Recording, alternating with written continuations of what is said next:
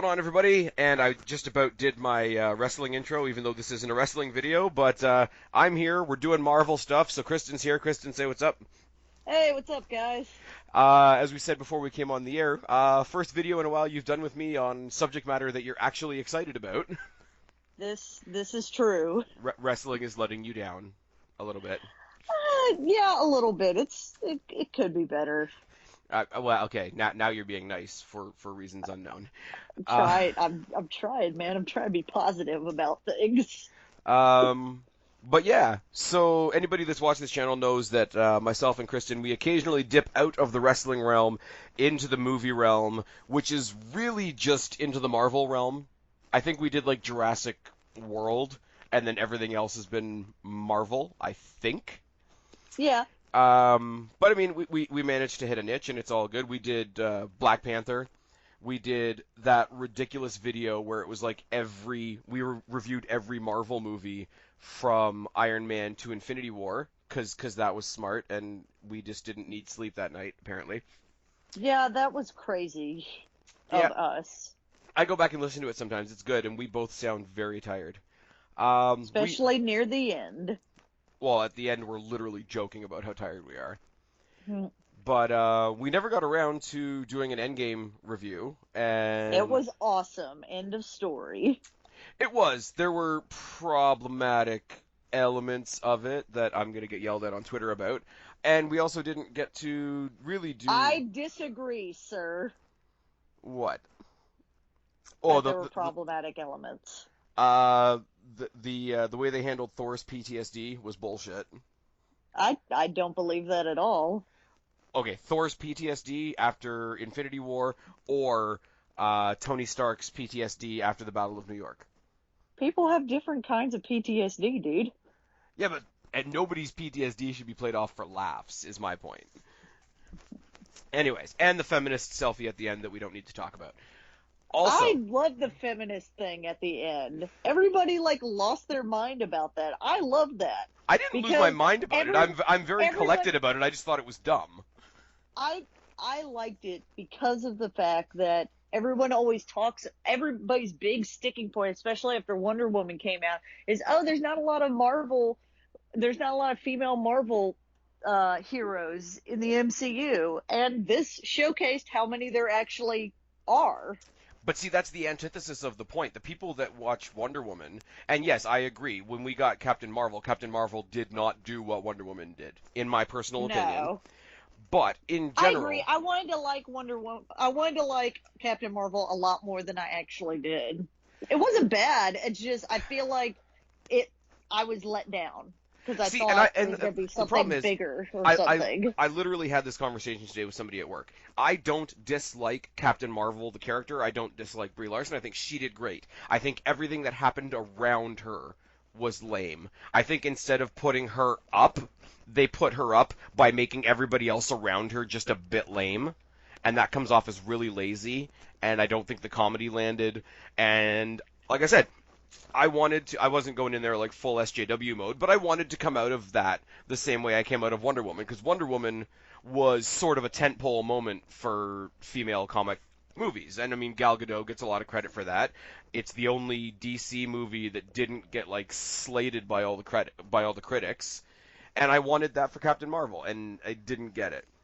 But the female characters within the MCU in general, whether you're talking about Valkyrie on Asgard, whether you're talking about the female army in Wakanda, whether you're talking about Black Widow, who's been a badass from the start, Scarlet Witch, who's awesome, Captain Marvel, who is an awesome character in a shit movie, they're all already great. The thing that bugs me about the end of Endgame is that's the kind of thing you do when you're not sure okay, I'm going to use a wrestling term here, but that's what you do when you're not sure if your characters are getting over, and they're already awesome, and it just seemed really tacked on.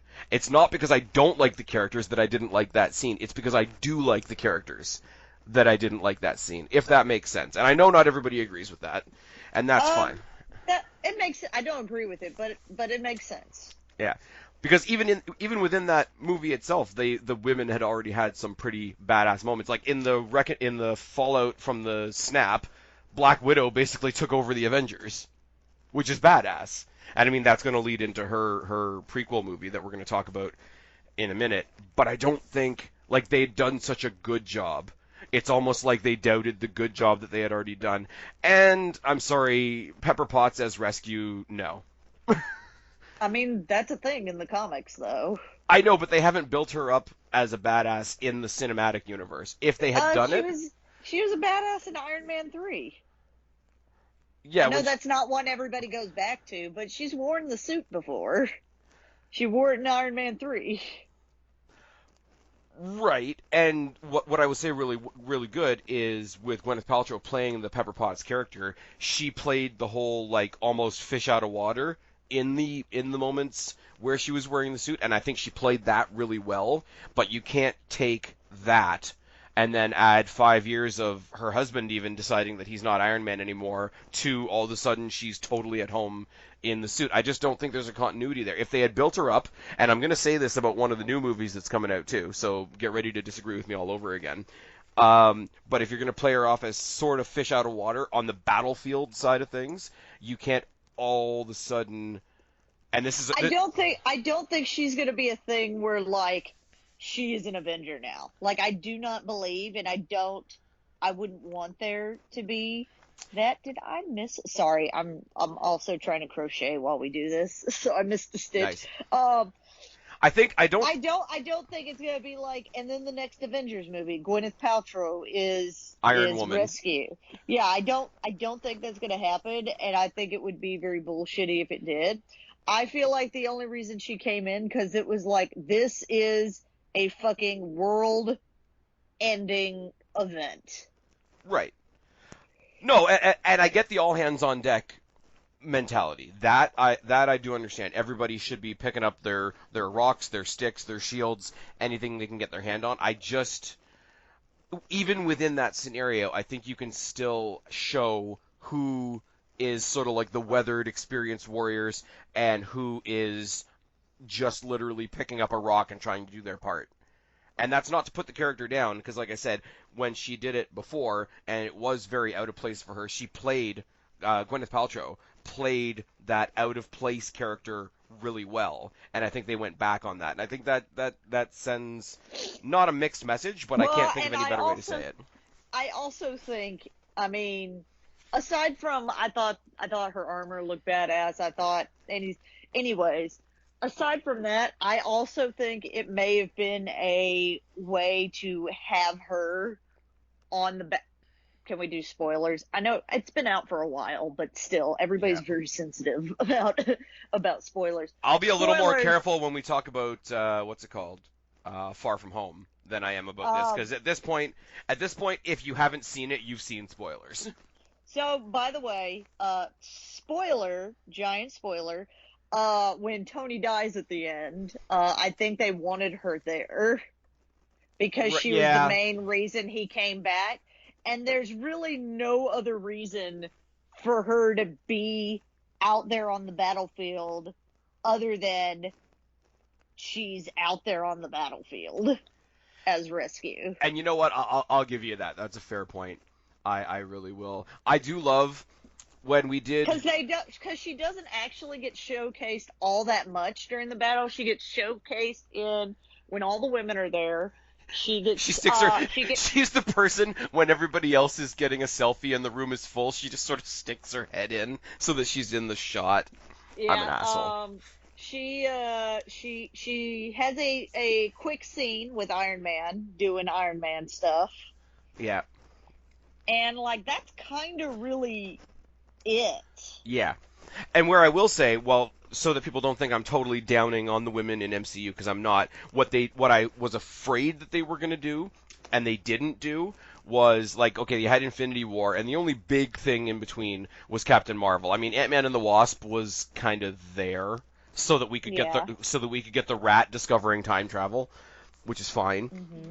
But I thought, because okay, they're really pushing this Captain Marvel. Look, we have a female hero. I thought that they were gonna have like the Avengers getting slaughtered, and she comes in and like sort of saves the day single-handedly. And I'm sorry, that I would have laughed at. But she didn't. She was there at the beginning to sort of like deliver Tony back, and then she sort of fucks off. and then she's Well, back and when she needs to that be. also makes sense to her character because she spent a good portion of her life like kind of out in space. I wouldn't say a good portion because it looks Yeah. like she's close-ish to the same age. Anyway, she spends a good deal of her life out in space, and she knows all about this other stuff, and she knows that there's more than just the Earth. So it makes sense that there would be somebody out there because the Nova Corps is destroyed at this point because that's how Thanos gets the Power Stone. Right. Yeah, that's the only one that really sort of gets glossed over in the entire It's like, Infinity. by the way, the entire Nova Corps is dead. I and see that kind of sucks in a way, but also that's it's kind of cool in a way where you've got like the people that would have known what the Nova Corps is, like the characters like Star Lord and all the Guardians, Yeah. like they would be hearing about it across the universe a little bit later and like, oh my God, I didn't Yeah. even know I could have saved, and it gave the Like, audience a little that's a bit. giant fucking deal. Yeah. What was I gonna say? No, I just think Captain Marvel is awesome. Like you're talking about like how old she is and how long she's been in space. I like the fact that when it is Captain Marvel and it is the 90s, basically it's the 90s because we have fat TVs and dial-up internet and Nirvana is Yep. playing, and then we fuck it up and stick No Doubt in there. But anyways, I liked um, that song and that scene, too. that was obnoxious. Again, I liked that again, scene. great scene. Putting that in there, they know exactly what they did, It and made me remember. Well, it's a very, like, let's be real. It's a very, like, this is what's working. And Guardians of the Galaxy got this thing where this trend of old timey or older music. Hang on. 1, 2, 3, 4. Okay. Sorry. Got this trend of, like, I know what we'll do. We'll put trendy older music. I wouldn't say older. It's you're gonna have to talk right now because I just heard a crash in the other room, and so I think my cats are destroying stuff. So fill dead air for a second. da da da da da dead air. I'm still here. Okay. You guys are going on. I was just gonna be totally silent and tell the audience like, hey, let's be totally silent until she gets back. Um, Okay, no, so I was more concerned that my cat had, like, destroyed my TV, but that is not what happened. there you go. Because if you don't have a TV, you can't watch movies, and this is a movie video. Anyway, Sorry, guys, that was fun. anyways, What were we talking about? I don't know. You have seen Far From Home.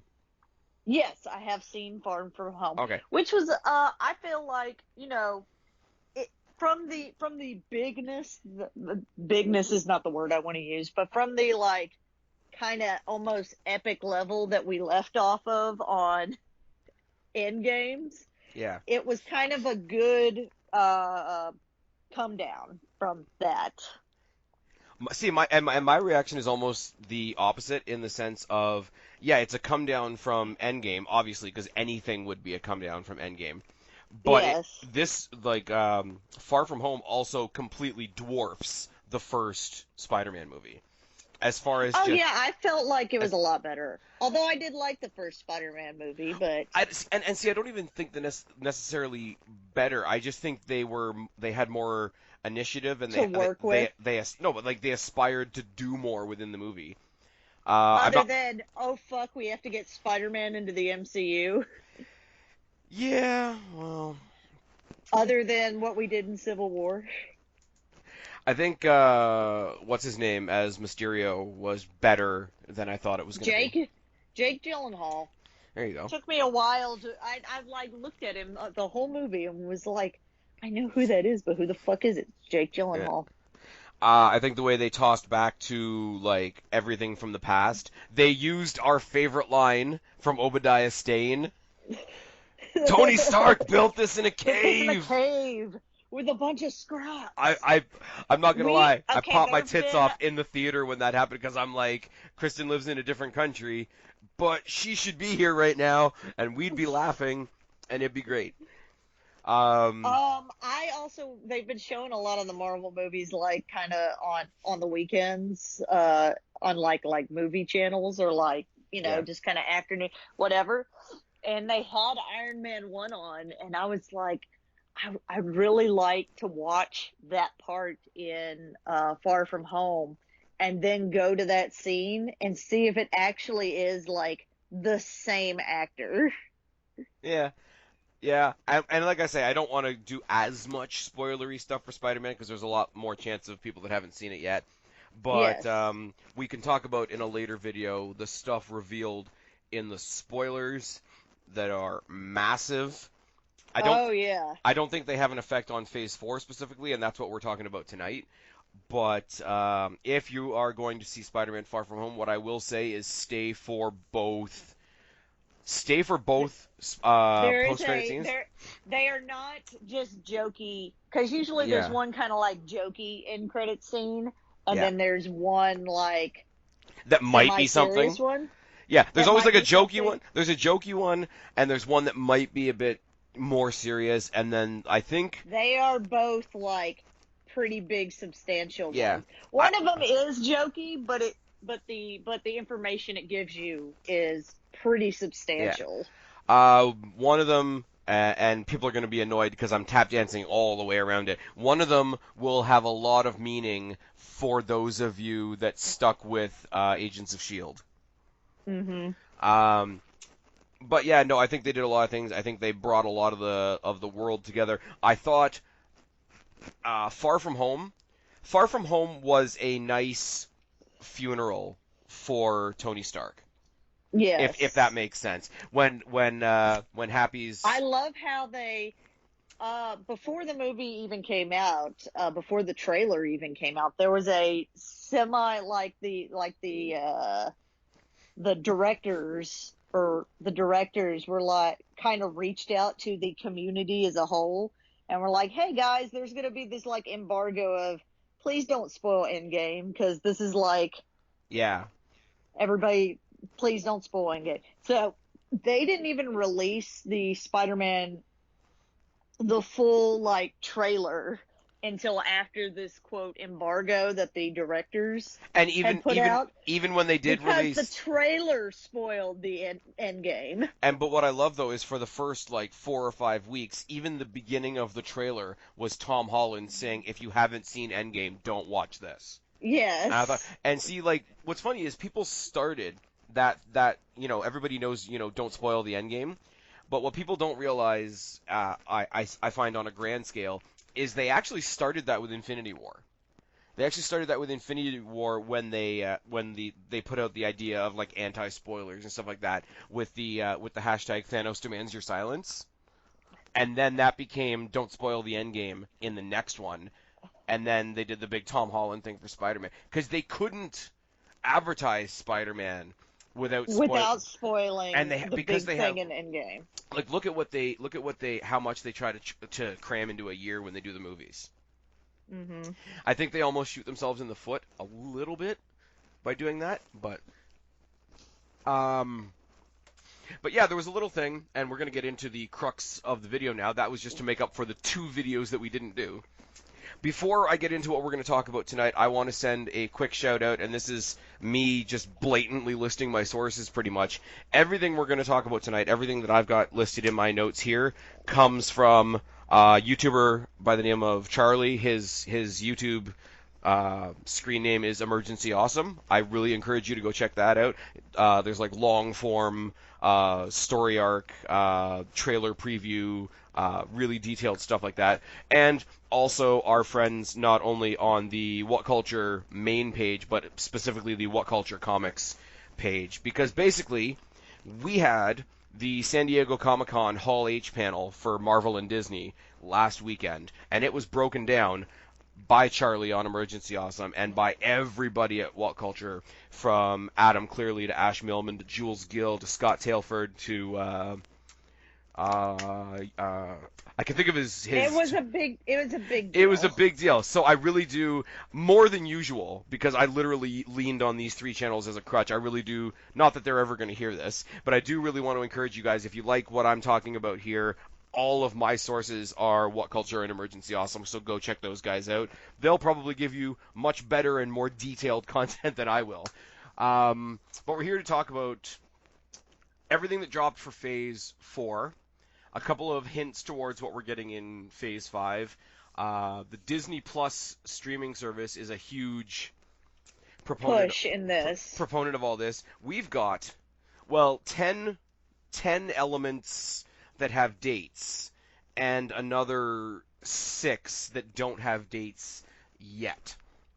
So basically, I've got these chronologically. We're going to talk about each one a little bit. There's going to be a couple that I'm not familiar with that I'm sort of going to throw your way and hope you're familiar with them, or else that's going to be a really short conversation.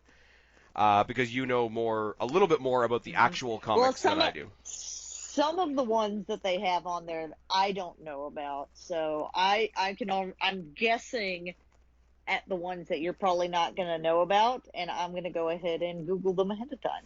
Okay. This is why you get an awesome co-host, guys, who can crochet and Google and co-host at the same time. I am a person of many talents. So yeah, when you're done checking out What Culture and Emergency Awesome, come back here and listen to the rest of this. First one we're going to talk about, and it is a prequel because we're playing around with time all over the place at this point. May 1st, 2020, we are getting the Black Widow movie. That's going to be interesting, and I assume it's going to be a prequel because other spoiler, Black Widow dies in the movie. Yeah, well, that happened in Endgame, so it's fine. See, this is one of the things I wanted to look up because I heard different things from different people. They're basically treating this like the Rogue One of the MCU, where it's not current and it's not way back like Captain America and Captain Marvel were. They're sort of wedging it in the middle. It's actually taking place in the time between Civil War and Infinity War, but about half of the movie is a further flashback to when she was a young Soviet spy, Budapest, the Red Room, all that kind of thing. Oh, we get to hear about Budapest finally. We get to hear about Budapest and the Red Room and all her training and whatever, which really makes me wonder if Hawkeye has a cameo in it. They have not said anything about Hawkeye when it comes to this show, but what they are doing is apparently between Civil War and Infinity War, she was training the next Black Widow, which was another young lady to come out of the same Red Room program.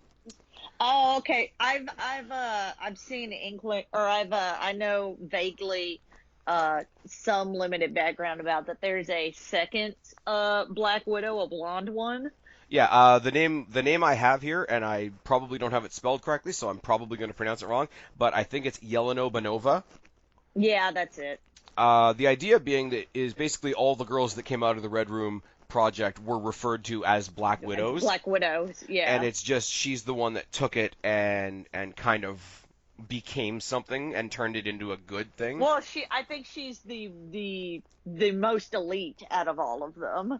So it's a normal like kind of revenge slash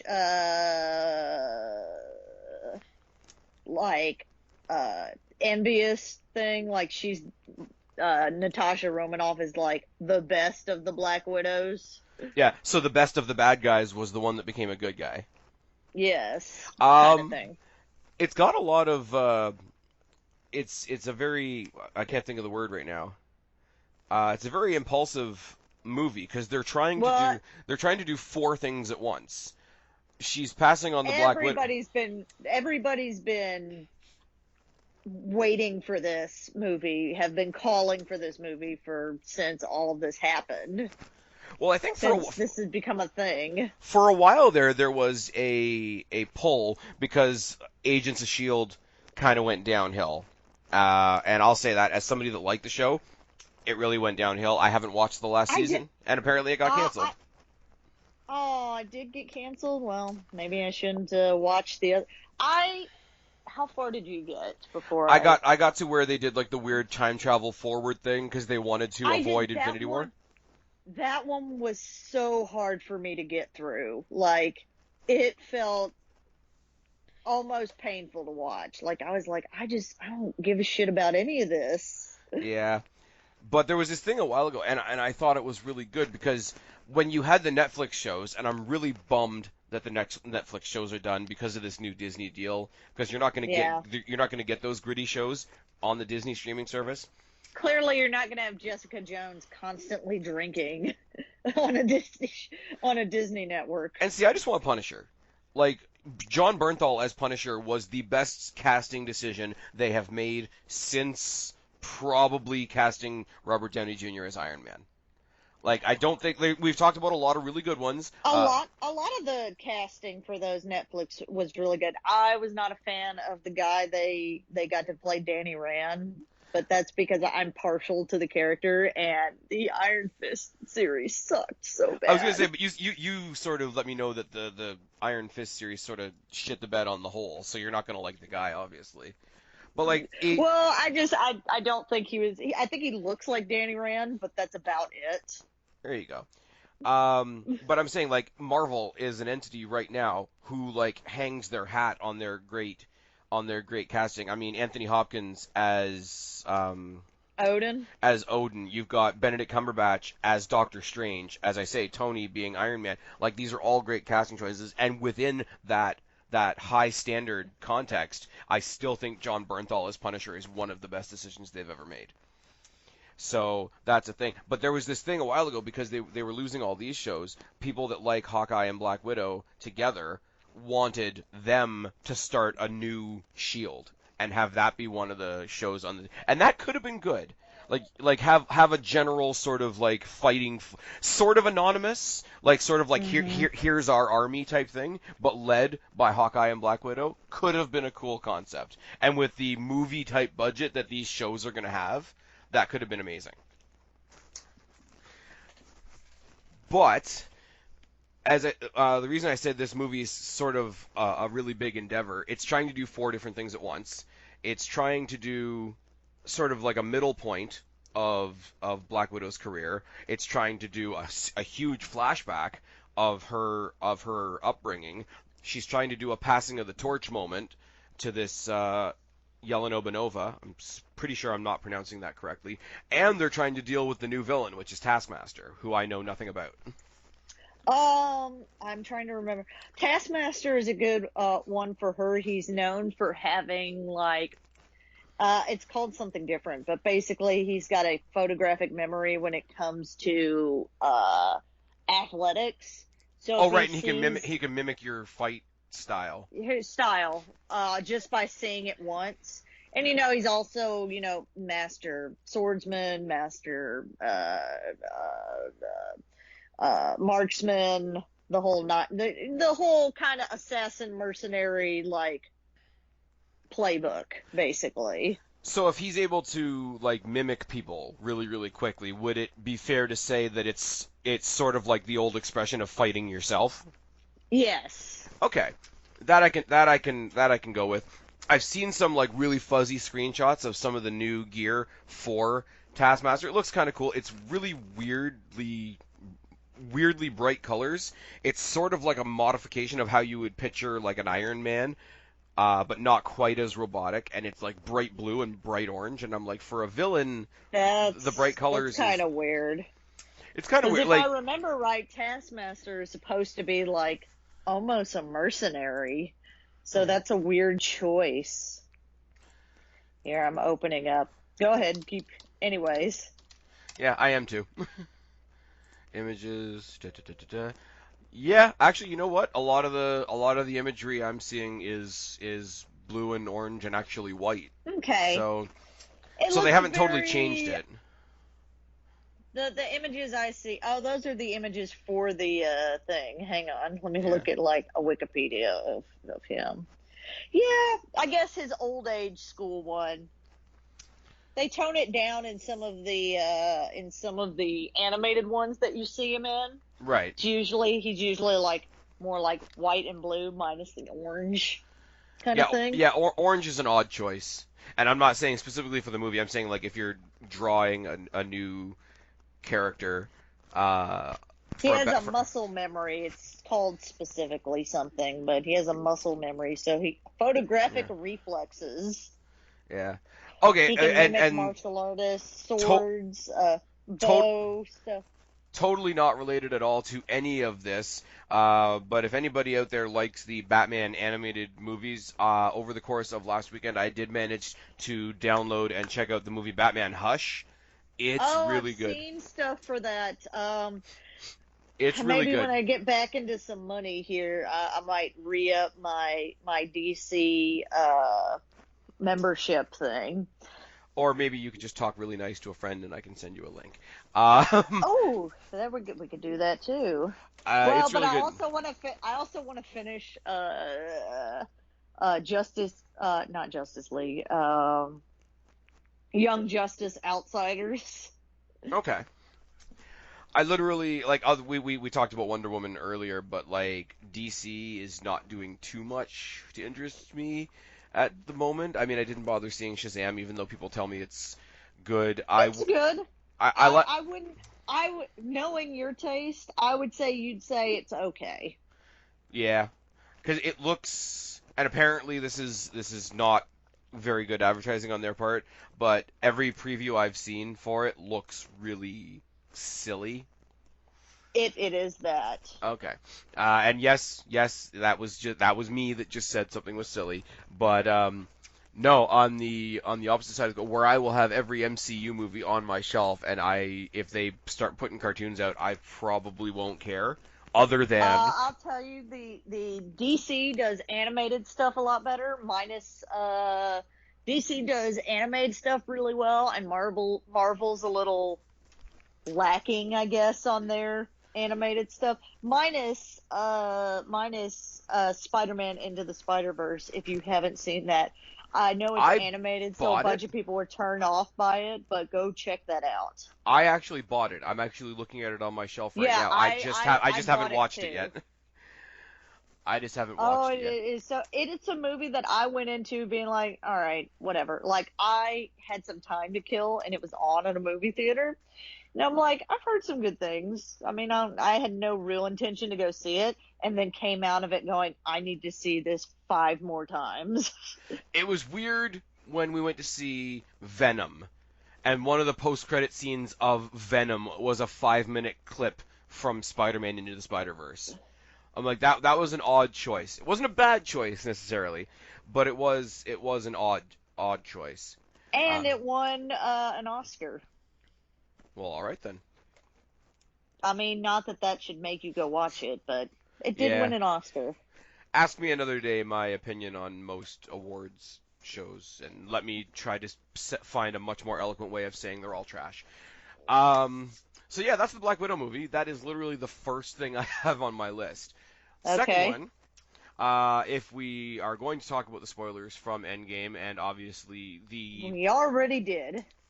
the disappearance and then subsequent aging and then subsequent death of Captain America, the last thing we saw of him was passing on the mantle of Captain America to Falcon. To Falcon.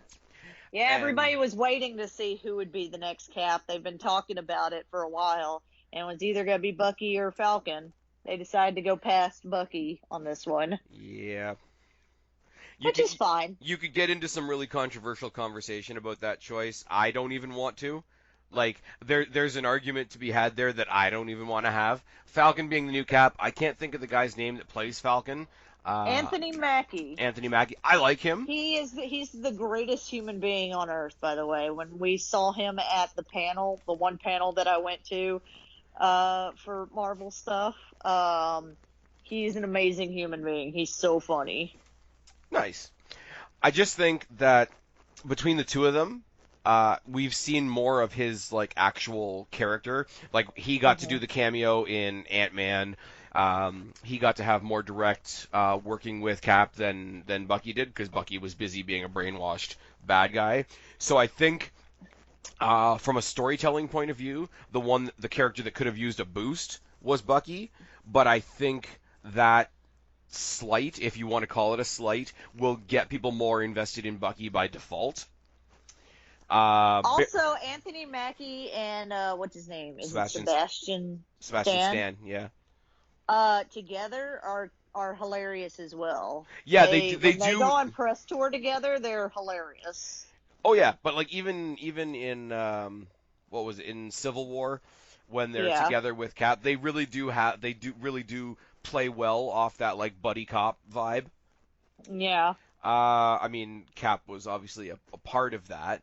But even when the one of the funnier parts of That whole fight scene was when they're fighting Spider-Man. yes, yeah, and Spider-Man's like marking out for the fight that he's in. Yes. You ever been in a fight Tom before? There's Holland is usually not this much talking. Tom Holland is a national treasure. Can we just say that Yes. Tom Holland's really good? I hope he like doesn't leave. Just yeah. We want to keep him forever. Well, because they're playing him up like he's the new Iron Man, which is fine because it's a better choice than Pepper.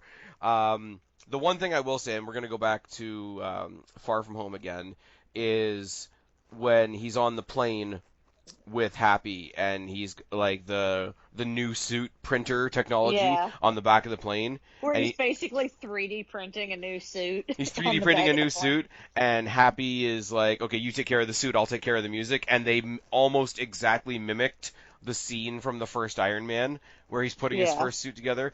And if you go back, and this is one of those guys, this is one of those reasons where you got to go check out Emergency Awesome because he does cool shit like this. He does like sort of a shot for shot comparison of those two scenes. And Tom Holland in some interview somewhere says, yeah, basically we cloned that scene, like intentionally. Which I thought was And really, that kind of stuff I like about Marvel because they didn't have to do that, but yeah. because 90% of their audience is going to be like not going to go look that up, but the hardcore like lose their shit for like little stuff like that. Well, that's the thing about having, and I'm sorry, and we keep saying it, but it keeps being true. Every other entity right now is trying to copy Marvel Yeah. as far as this like continuous universe thing, because even if you don't It know what that scene is, it's still a cool scene. You got a little bit of cool music going on in the background. The kid's just having a montage of putting his suit together. If you have no clue, it's still a cool scene. But if you've been watching since 2008, you are rewarded. And It makes me think of this comedy bit that Patton Oswalt does when he talks about walking around. Funny enough, Disney with his kid, and he's looking around at all the stuff and the level of detail in Disney. He's like, man, if you put a bunch of OCD people together, they can do fucking amazing shit. Just the level of detail. yeah, I yeah, it sucks because like everybody else that's out there right now trying to do something good. I mean, DC tried to do a continuous universe, it kind of fell apart. Godzilla is doing the continuous universe thing, and I like it. A lot of people are crapping on it, which I don't really get. But anybody else that comes along and tries to do it, Uh, my boyfriend is a huge Godzilla mark. Loves Godzilla, like has all the Japanese ones and yeah. all of that stuff. And he really liked this one. We've seen it at least 3 times. Oh, what? King of the Monsters? And Yes. see, this is the thing, and I'm He made treating. he made me do homework. I had to watch the first Godzilla. Oh no. And see, I'm treating Not this new current timeline of Godzilla the exact same way I treat Marvel, the exact same way I treat DC. I'm gonna take it from my starting point. Like my starting point for Marvel is the Captain America movie with Robert Downey Jr. And going forward, the unfortunate thing is Godzilla or DC or what's the other one? The Shyamalan connected split glass universe, whatever. They could yeah. knock it out of the park, and they're still going to be in the shadow of Marvel because Marvel's got this monster of like right now. Well, What? and Marvel's got it down to even their like not very even their like okay stuff is still like leagues above Well, everyone the stuff else's that's just stuff. okay, and you and I said this before when we had our conversation about Captain America because I don't like Captain America, but the nature of the MCU kind of traps you a little bit. And I mean this in a good way, but it traps you into seeing stuff that you wouldn't normally see. Like if they weren't connected, I would not have gone and seen Ant-Man. I would not have gone and seen Captain America because I don't care about those characters, but I care enough about the fact that that movie there's going to be some little element from that movie that's going to pay off later on. Like when you're watching Winter Soldier. That will. that will be the same reason, though, that when this all gets a little too far, and I don't know what level that will be at some point, there's going to be a bridge, a generation gap, where, Yeah. like, my nephews who are, like, 8 and 10 at this point, in like 5 years, they'll be old enough to, like, go and see some of these without, having to be with a parent or something like that. And And they're going to you feel know, like they have to do homework. yeah, they're not gonna go and watch from Iron Man 1 on.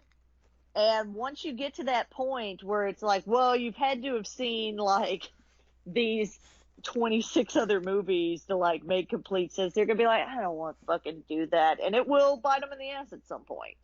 But Some but point. but then we can go back to the Spider-Man scene on the plane. Like if you don't know what that scene means, it still Yeah. has a function within that movie. I don't think that's the other that's part of It's why a that's it's why I think Marvel's thing works so well is because they reward the people that have been there the whole time without excluding new people. it helps whenever people go away, because like, you got Robert Downey Jr., you've got Cap, and people, are going to feel how they're going to feel about it. Yeah. But now if you come in new, if you haven't seen, you know Iron Man 1, 2, and 3, or Captain America, or Civil War, or any of that, you don't really need all of that, because Cap's not there, Iron Man's not there. I feel It like introduces a lot of people. It whatever comes introduces after a lot of Endgame is people. gonna be is gonna feel like a bit of a reset. Like, you don't like you like, for example, it introduced Black Panther, but now that Black Panther has his own movie, you don't necessarily need to have seen Civil War to like be like, oh, Black Panther. He Yeah, like has his own movie now. but it's and you know what? It's not in the huge. Oh my God, where did these characters come from? The rewards for people that stay, like that have watched it from the beginning, come in the smallest little doses. My example, even though I don't really like Captain America, but if you look at the second one, Winter Soldier, Soldier. when he first meets Falcon, Arguably the better Captain America. And I like the Captain America movies, but that one's the best one. Winter yeah, Soldier. well, considering the third one's really an Avengers movie. Anyways, It's um, true. but no, when they're doing their laps around the pool there, right at the beginning, and he keeps doing the whole on your left thing, Hmm. nobody thinks of that until I love that scene. And then when he comes back and he until says, on your Endgame. left. Until Endgame, where like just you hear the voice over the speaker, "Hey, on your left," and literally everybody shows up. And you know what? On your left could mean nothing to somebody that if somebody's first movie was Endgame, that would be a bit weird. But you could watch that. Also, if your first movie is Endgame, that's a little, yeah, that is a little weird. That is a little sad. I feel bad for you if your first movies were Infinity War and Endgame, only because you're not getting as much of it out of it as you could. You're And like, okay, cool. There's a lot of people here, and I don't know who they are. look, in the immortal words of Adam Cleary, look at all those action figures smashing into each other. Yep. Okay, so getting back to Falcon and the Winter Soldier because we really diverted on that one. Baron Sorry. Zemo, that's fine. I love it. I'm wide awake. This could go on forever. Baron Zemo is coming back as the villain. Oh, I guess they're gonna get him out of jail somehow. They Uh, really didn't use him very much in Ultron, in Age of Ultron. He was at the very beginning You mean Civil when War? the oh, I'm thinking of the other guy. Sorry. No, Baron Zemo was the guy that like gave Iron Man the tape of Bucky killing his parents, whatever. And that's why Civil War works, is because they don't spend any time on the villain. They just spend all the time on the heroes fighting. Again, ripping ideas right from Adam Cleary. Again, go check out What Culture. But Baron Zemo is basically there to be a body as the villain, but it's a villain that they spend no time on because all of the things that he's upset about are things that the Marvel fans already know. So he never Hmm. really gets to have a character. But in this, apparently, he's still trying to teach the world about how bad superheroes are and what they leave in their wake and whatever. And the idea being is he's going back to the comic book Purple Mask, because it's like, well, people hide behind these fake identities. Why don't I hide behind this fake identity and just go and destroy some shit to show how bad these anonymous people are? Which I think is an interesting take, because you do get a little bit of that in Civil War, and you do get a little bit of that on the other side with the Batman versus Superman stuff, where like, yeah, these people saved us, but look at how much damage they caused. And to get that from a villain, it's one of those villain things where it's like, I hate you because what you're saying is kind of right. Mm-hmm. Another interesting thing, and this was just an idea that was floated around my work. Falcon and the Winter Soldier really shouldn't be called Falcon and the Winter Soldier, because Falcon is Captain America now, and Winter Soldier is what he was called when he was like a Russian Hydra terrorist That's their guy. character name now, and we don't. All we know is that Cap gave Bucky the shield. All we know is that Cap gave Falcon the shield. It could be a movie of him struggling with the idea of. You haven't seen the screen caps of his gear, haven't you? Okay. This is going to be one of those. I haven't. I try not to watch any of that stuff because I don't want to. I don't ever want to have any preconceived notions about the movie, because I feel like that's what fucked Star Wars for a lot of people, is that they thought it was going to be this. They like had this idea of what it was going to be, and then when it wasn't that, they were pissed. Okay. Whereas I had I didn't come up with anything where I'm like, I didn't try and figure out all the stuff or anything. I just let them tell the story that they want to tell, and then I judge it based on that. Look in the Skype chat. Okay, hang on. Pulling it up.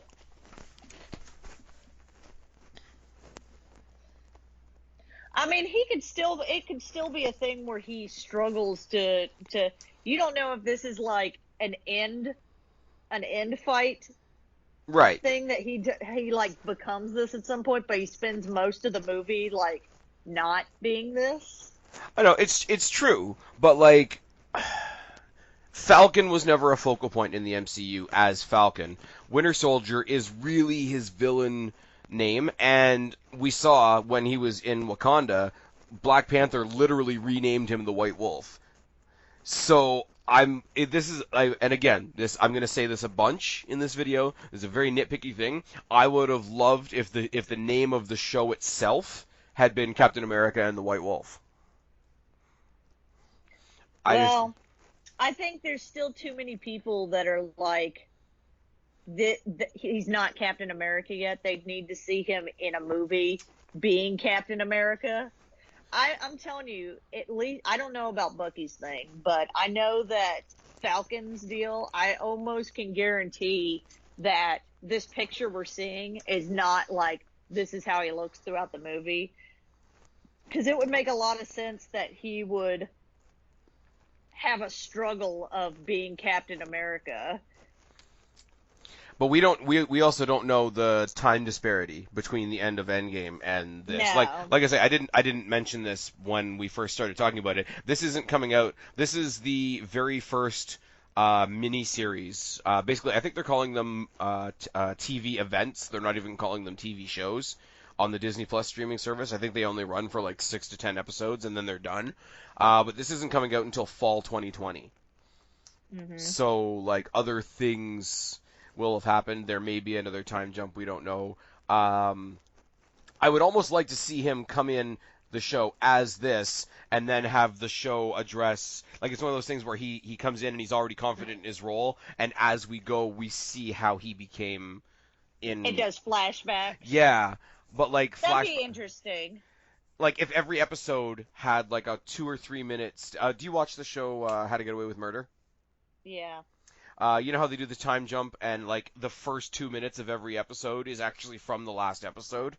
I want them to do the opposite here. Like in every episode, have him out there being the new Captain America, the winged Captain America, but like at the beginning of every episode is like 2 or 3 minutes of his struggle to get there, and then what he's doing now. Two or three more minutes of his struggle to get there, and then what he's doing now. I think you could do a really interesting dynamic, because not because we're constantly introducing new See, characters. basically, well, what's funny is that basically what you want is you don't watch the DC TV universe.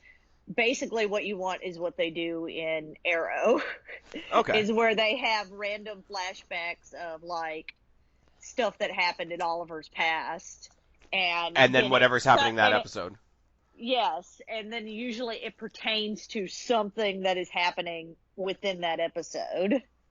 Yeah, well, because I don't want this to be like a Gotham scenario. I mean, I loved Gotham. I think I watched Gotham right up until the end, but that entire show was an origin story. I don't know how many shows I can sit through on the Disney Plus thing where the entire show is an origin story. And yeah, we know who Falcon is, but if we're talking about him becoming Captain America, that would be 10 episodes of a re-origin story. And I think especially with Marvel, because you've got so many characters and you're always meeting somebody new, I think you get like origin story fatigue. So I Hmm. think if they are able to intersperse it with enough current day, like current day whatever's happening, where he does know that he is Captain America, because if not, you're gonna have Winter Soldier, who's already Winter Soldier, like waiting for Falcon to catch up, and that I think would also have a really weird thing to it. Anyways, that's that. That is going to be the very first show, like I said, on the Disney Plus, dropping fall 2020. November 6th, 2020, this is the first one that I have no idea about whatsoever, is the Eternals movie. Okay, this is one I had to look up as well because I didn't know anything. I am at a loss in here, so we're probably not going to have much to talk about in I mean, this. I'm a little bit biased. I mean, Salma Hayek's in it, and she's okay. Angelina Jolie is in it, and for better or for worse, I'm a big mark for Angelina Jolie. I want to see what she does. The only real point of reference we have for this is if you go back to the Collector explaining to the Guardians where the Infinity Stones came from, and they show these big, huge, gigantic creatures like taking over and destroying whole planets. Apparently, those were the Eternals. There's the Eternals, the Celestials, and then there's the Divergents, and Dormammu and Thanos were apparently two of the Divergents. I think I've got that correct. But basically, it's like, okay, we've had Dormammu, we've had Thanos. These are like the level up from them, is the best Hmm. of my understanding, but that is a very, very loose understanding. It looks like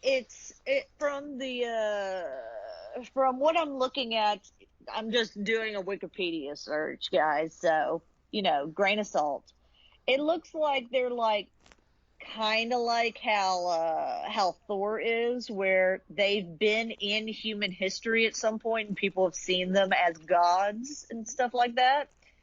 And there's specific mention of like Olympus I know there's and Icarus. stuff like that. So they're kind of like Thanos, but I don't know. they're They're opening up like the big bad like galactic side of the MCU. Um, yeah. we want to go a little bit bigger than Guardians. We Like want to go a little bit bigger than their Thor. thing is like pretty. Their Wikipedia page is pretty huge, and they've had retcon over retcon of what they actually are. But they're kind of like galactic beings, very Thanos like, where they're pretty powerful. They're long living and can be seen by normal people as like gods. Okay, I think if I'm not mistaken, Ego the Living Planet was one of them. I Uh, don't think he's an eternal. I think he's a celestial. Celestial, yeah, which is either a I step think. above or a step below. This is, guys, this is where we're getting into uncharted territory. This is where me, who doesn't read the comics and is going by the movies, is going to kind of fall down a little bit. So if Kristen doesn't Oh, know, then neither one of us know. exactly, exactly. This is gonna be one where this is gonna be one that I don't know on. I'm hoping it doesn't turn into what the TV series. The one bad Marvel thing that happened was Oh, the Immortals or whatever. yeah, not what are they called? It wasn't called the Immortals. It was called shit. They're not mutants. They talk about them in Agents of Shield. It's whatever Quake is. Oh yeah, Um. Oh my God, this is gonna drive me crazy. it's what they called I'm them because they couldn't call them mutants. Yes, but they're in the MCU. There is there are mutants, and then there are also whatever this is. Here we go. Got it. Hang on, I'm looking her up. She is a Inhuman. There we go. Inhuman. Inhumans are people that have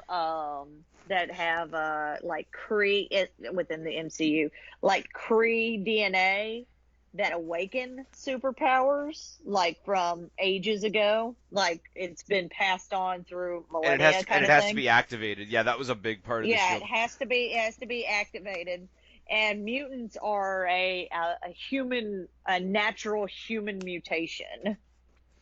And see, there you go. You talk about like sort of picking and choosing who I would want to bring over from Netflix. If they want to bring over anybody from regular TV, I would love to see the Quake character in an MCU Yeah, movie. I like the Quake Like character. if they because remember Infinity War, they snapped away Fury and Maria Hill, and then they both came back. If they couldn't get Yeah. Maria Hill to come back, you could have like Fury and Quake. Like you could even Hmm. do a movie with the two of them, and it would be badass. Because what's her name? Chloe Bennett just like on a very silly show, she was still an awesome character. Hmm. And Coulson's not dead in Shield, so it's fine. He's in Tahiti. It's a wonderful place. um, so we're gonna knock out both things that I'm not familiar with in one go. February 12th, 2021, we are getting Shang-Chi and the Legend of the Ten Rings. Okay, this one I'm a smidge more informed about. Not a lot more, but a smidge. Okay, floor is all He's yours.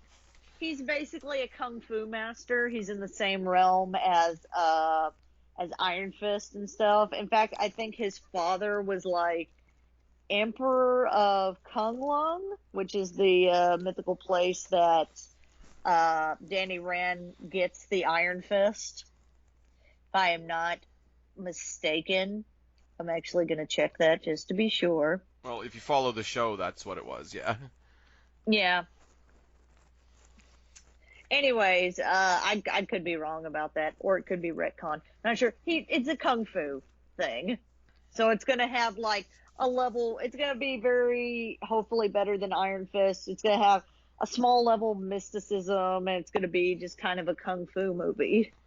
Yeah. The only tie-in that I have to this, and I know that some people don't like um, Iron Man 3 because of what they did to the Mandarin character. Yeah. Apparently, the villain of this movie is the real Mandarin. Yeah.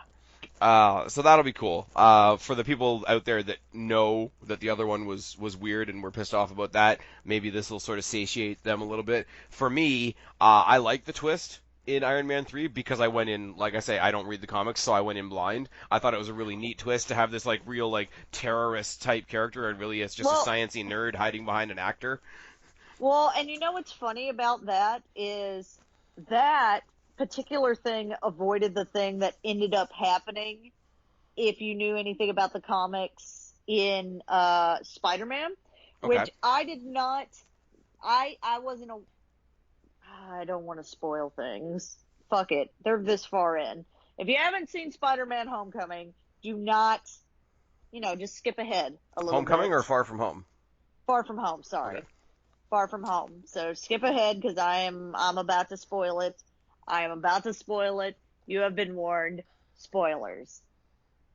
Um, if you read up on Mysterio at all, you spoil the movie for yourself beforehand because that his thing on his like if you went to his Wikipedia page, it's like it's a little different. He's not a scientist in the comics. They're like he's a failed actor who does this whole like, but he Special effects excelled thing. in special. Yeah, he excels in special effects, and so he uses his persona of Mysterio to like be a superhero. He doesn't try to be a superhero, but he uses it to like steal shit. And eventually ends up using it to like play the hero, quote unquote. Yes, it like if you researched it at all, you spoiled the movie for yourself. Yeah. And I feel like that's what the Iron Man 3 Mandarin like avoided. It's because even if you were like a big comic book nerd, you went in and you were still like hoodwinked. Yeah. And this is where I come around to it once again, is if you know, then it was changed, so it was new for you. And if you go in blind like me, it's a movie with a really neat twist. But then it's a twist again to come back and say, you know what, I was playing the Mandarin, which was this fictional character, but then I kind of got in shit because it turns out there's a real Mandarin, and here we go. But I think it's funny that actual, like, you know, they played it up in one movie, and the actual character is coming in what I can only guess is a completely unrelated movie. Yeah, probably. It probably won't. It's not very Iron Man. He's not, like I say, he's very sort of. He does a little work within Heroes for Hire, which is the company that Luke Cage and Iron Fist kind of put together so that people can, you know, hire a superhero to, you know, if there's a gangster coming in and threatening your business, you can hire these guys to rough them up a bit. So, superheroes for hire. Yes. There you Nope, go. they're just Heroes for Hire.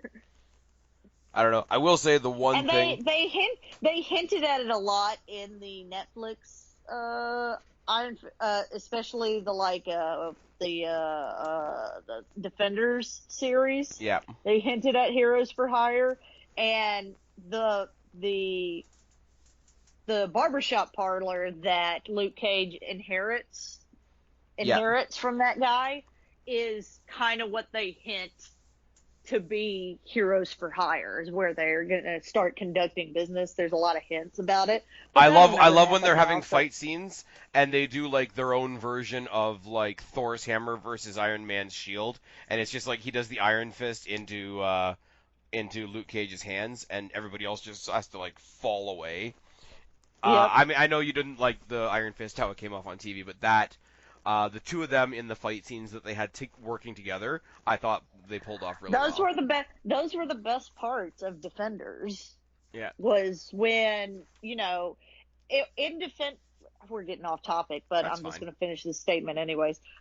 In Defenders, you got to see a hint, a smidgen of the Danny Rand Iron Fist that I really like, the goofy one, the one that's kind of like a little weird hippie, but kind of goofy and all of that stuff, where he's not this like, basically he was an emo guy like the entire Yeah, time. took himself way too seriously for like 99% of the show. And the whole like I'm a virgin thing, I just like I can't. Yeah, especially when you got And like they made Colleen Wing and the night nurse Colleen there. Wing. She's a badass in the beginning of that season, and then they make her basically a little bitch. She's fucking awesome in the beginning, and then it's just kind of like she becomes what I call the starry-eyed mooncalf, where she just kind of follows Danny Rand around, all hard eyes and shit. I Uh, hated it. Anyways, tell us how you really feel. Well, because in the comics, she's supposed to partner up with uh, Misty Knight, and they're like a badass, like she's a detective and she's like a swordswoman, and they like fucking fight crime together.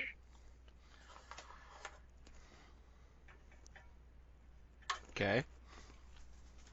and then they made then they made Colleen Wing into a starry-eyed mooncalf that just follows fucking emo ass Danny Rand around.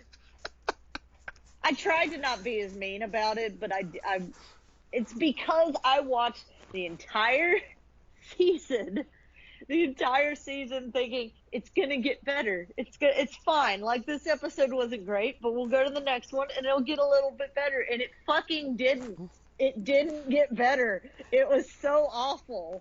It's like Bart and Homer when they see the flying pig. It's just a little airborne. It's still good. It's still good. Anyways, so nothing really to say about Shang-Chi other than we hope it's better than Iron Fist. It'd be hard to be worse than Iron Fist. It's gonna be a kung fu movie, guys. It'll be interesting to see how they take, like, the genre, like, MCU with has a little bit of mysticism. Yeah, like MCU has a bunch of different genres, and it's been pointed out by many other people other than myself. But like, you've got the ones that are a little bit more family friendly, the ones that are almost like spy movies, the ones that are like, let's just get big robots and fight each other, the ones that are about monsters. Like, because it's so big and you can branch out so much, there's so many different genres. It'll be interesting to see how like a proper kung fu movie genre fits in with the rest of this. And that's not the last time I'm going to say this tonight either. But we come now to, I'm sorry, my highlight of anything we're going to talk about for the rest of this video. So we reached the high point about halfway through. That's fine. Doctor Strange in the Multiverse of Madness. That's going to be interesting because I liked Doctor Strange. It wasn't my favorite one just because it was a little, different. But I mean, how can you go wrong with Benedict Cumberbatch? And maybe now, because in the other one we kind of see him like become Doctor Strange, whereas now he's like full-fledged, I'm trying to think of the word, what his title is. Sorcerer Supreme. Sorcerer Supreme, yes. Not only that, he's now got the experience of literally watching half of the universe disappear and come back. Like, that's something to put on your resume. But, I'm sorry, that's not the reason I'm excited about this. Why? This is the Magic Buddy Cop movie. This is Doctor Strange and Scarlet Witch. It makes Is she gonna be in that one? Yeah, it's both of them. Cool. They're going through the because of his telepathic ability, they're going through the multiverse because of her magic. They're also going into the Nightmare realm. They're literally fighting a villain called Nightmare. I've seen that, yeah. It's being promoted as the first proper MCU horror movie. They didn't. We're going to talk about R ratings and stuff later on. They said this isn't going to be R rated, but they're going to push it as far as they can in terms of being a horror movie without it being rated R, which is fine. Not as much gore and violence. Not as much gore and violence, no but definitely not bright, shiny, fun times. I'm just sorry. I'm saying a magical horror movie with Doctor Strange and Scarlet Witch. Like, I'll still go see it just cause, but I'm not up for horror movies. Kristen doesn't like horror movies. I am into horror movies, and again, it's very much the same as the Kung Fu thing. I don't know how you fit proper horror movie tropes into the MCU continuum, but I'm definitely, partially they're fighting a guy called Nightmare. He's literally going to make you live your nightmares. Visually, they could do all kinds of shit with that. Look what they did with They usually, every time I've seen Nightmare, he usually, once he gets powerful enough, he can start putting people to sleep, and they start living like their worst nightmare, and the more fear that's out there, the more, like, the stronger he gets, the more terrifying power he gets. Yeah, it's like a Freddy Krueger type theme. Yeah, basically. Yeah, it's a lot like that. It's MCU Freddy Krueger with no claws. The other thing, because every movie we watch in the MCU now, we have to wonder not only what are they doing, but what are they doing next. It's being heavily hinted at this point that either in the dream dimension or in the multiverse is where they go to get Vision back. Because what would Wanda Maximoff be dreaming about more than anything else is to get back the one person that they couldn't get back even when they reversed the snap, which was Vision. Now, whether they get if they go to the multiverse or a different time or whatever, then they're getting a different version of Vision. Of Vision. If they go into just like that for Guardians of the for Guardians 3, like it's a different Peter Quill's like searching for Gamora. It's a different Gamora. Like that's one he knew before that didn't know him. Oh man. Okay. So I'm gonna get repetitive once again. Going back watching Emergency Awesome literally today, they're starting to release like the cut scenes from Endgame, and it's an extended cut scene of the Iron Man death scene, like when he does he does the Iron Man snap, and Thanos fades away, and like who is it? It's like Pepper and Rhodey and Spider-Man get to say their goodbyes. And they just do this awesome, like, sweeping shot of the entire battlefield, and all the MCU characters that we've come to know, like, they all take a knee, like, one after another, after another, after another. It's nothing new, but it's just such a cool shot. It's a little extra. It's just an extra shot. It's really, and because it's a cut scene, it's not even fully edited, so it is it's a little hatch at parts.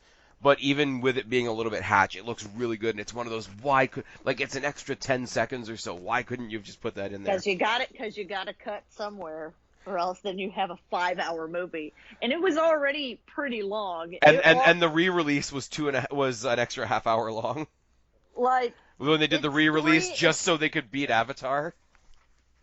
It was like 3.5 hour movie. Like it was 3 hours 2 minutes. The re-release was 3.5.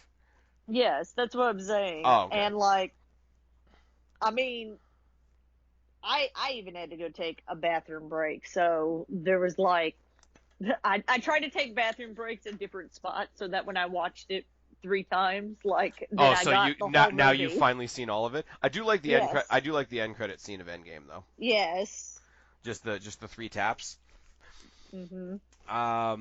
But yeah, in that cutscene, it was like the entire battlefield takes a knee for the death of Iron Man, and Gamora's just in the far corner of the shot and just like walks off because she's like, it's not the Gamora that is connected to any of them, and I'm just like, oh, that's so sad, and oh, that's so sad, and anyways, I don't know how we really got onto that, but yeah, Doctor Strange in the Multiverse of Madness it looks really good. I've seen a lot of like concept art for it and like mock-up posters and all that sort of thing. And you know it's good when just somebody sends you, hey, look at the poster for the movie coming up, and that's enough to get you excited. Because I really do think Elizabeth Olsen is underrated in her role as well, partially because she hasn't had a movie of her own to really sort of flex as an individual character, but I do think she's really good. And Cumberbatch, again, Marvel casting is what it is. But the main reason that we think we're getting Vision out of the Doctor Strange movie is because the very next thing to come out in spring 2021 is the Disney Plus show WandaVision. I don't know how I feel about that, but we'll see. Which is a stupid name, and the graphic for it is stupid. It's not as stupid as the Loki graphic, but I mean that. The Loki graphic's fine. Leave it alone. It's good. The Loki graphic looks like somebody they got a graphic design student, and it's their first time using like word stencils. Or somebody that was really tired using clip art. Yes, basically. The WandaVision thing, originally when I heard about it, I heard that it was coming out before Doctor Strange, and then I've subsequently been corrected, because in my notes, the first question I have is how do we get Vision back, and I think we're getting Vision back in the Doctor Strange movie. The only other thing I really have, because I don't know who the villain is, I don't know what time it's in, I don't know whether it's in a concurrent day or not, but Monica Rambeau from Captain Marvel is in this. But Captain Marvel isn't. and there's literally no explanation that I can find how Scarlet Witch, Vision, and Photon are. I was about to say she in the comics she's a superhero. I don't know if they're going to give her powers at any point. I mean, I I hate to say that she's sort of a sidekick character at the moment, but she kind of is. So you figure she would be in the next Captain Marvel movie. I don't know. I don't really have a plot synopsis for this even. This So I is really probably don't. the one I am like least excited about. I mean, unless there's For something in there, because like I say, we don't know the plot. Unless there's something in there that's going to sort of It's be. going to be a sitcom, and they're going to No. start a family. Oh my god! Ew, robot sex. And it's gonna have it's no, he's not a robot. He's an android. It's different. He's made out of living tissue. Nanotech sperm. They do have kids in the comics. That's really weird, and I was hoping you weren't going to bring that up. I've seen They some do. of the They have drawings. kids in the comics. I've seen some of the drawings from some of those cartoons, and they look creepy as fuck.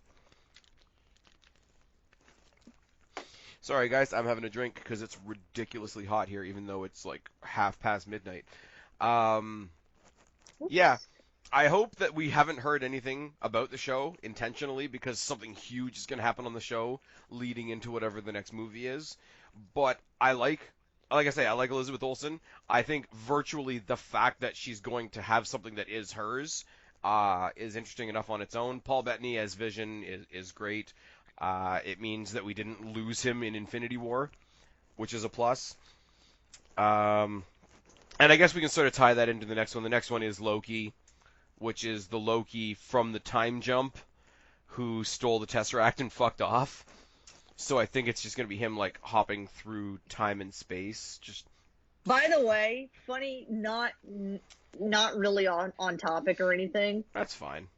When I went to see it with my parents, and they call me whenever they don't understand something in the Marvel universe and whatever.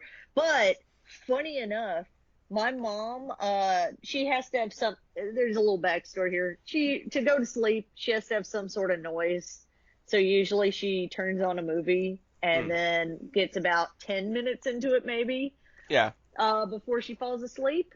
My dad is not like that, so he ends up, he's watched Black Panther probably about 200 times just because it's on. That's what mom put on.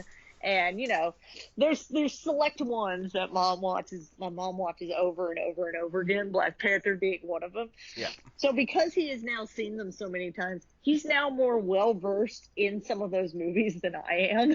Nice. He's seen every tiny, minute detail in it. Yeah. And the scene in Endgames where Loki gets the Tesseract and fucks off, like when he left the movie theater, 2 days he was like, what the fuck does that mean? Like, what does that mean? Like, does he disappear? Because that changed history at this point. What does that do? Is he dead? Well, it didn't change history. It gave him a branch, like a new branch of history. So yeah, for 2 days, my dad was losing his mind about Loki running off with the Tesseract. He's that meme of the guy who's got like all the pegs and all the strings on the board, Yes, and he's like, what he's does that this guy. mean? He is. What does this mean? Okay. Sort of not really connected to the timeline at all, but just a separate concept that I hope is really good, but has the potential to be really, really cheesy, is the Marvel What If series. I've heard literally nothing about this, so. It's a cartoon. It's a cartoon from the perspective of the Watchers. Okay. And they're all going to be like creative one-offs. It's like, well, this is the Marvel universe as you know it, but what if this had happened instead? What if this had happened instead? Because I think there's a comic series called this. Okay. All the original characters, I think they brought back like 40 or 50 proper Marvel actors just to voice their respective characters. The only two voice actors that are not involved is somebody else is voicing Iron Man, which is going to be weird. And they had to find somebody new to voice the Watcher himself, because originally the idea was to Was have gonna be Stan Lee do was it. was going to be Stan Lee, yeah, which is sad. But so the only person that's new to the project is, I can't think of his name and I didn't write it down because I'm special, but whoever it is that's doing the voice of the Watcher. It's cool. Like, it's one of those, if I read the description of an episode, I can watch just one episode because they're all going to be like segmented, one-off type things. It's fun. It's I them. could be I could be mistaken. So please correct me in the comments if I'm wrong. I do believe that there is a what if series that like a zombie virus breaks out in the MCU and a bunch of superheroes like get bit by a zombie virus. Like that's one of the what if comics. Okay. Not a what if, but pretty close to one is one where Deadpool kills everyone in the MCU universe and then like at the very end steps out of the comic to go into the quote real world because Deadpool's the only one that has Yeah. knowledge that he's a comic book character. Right.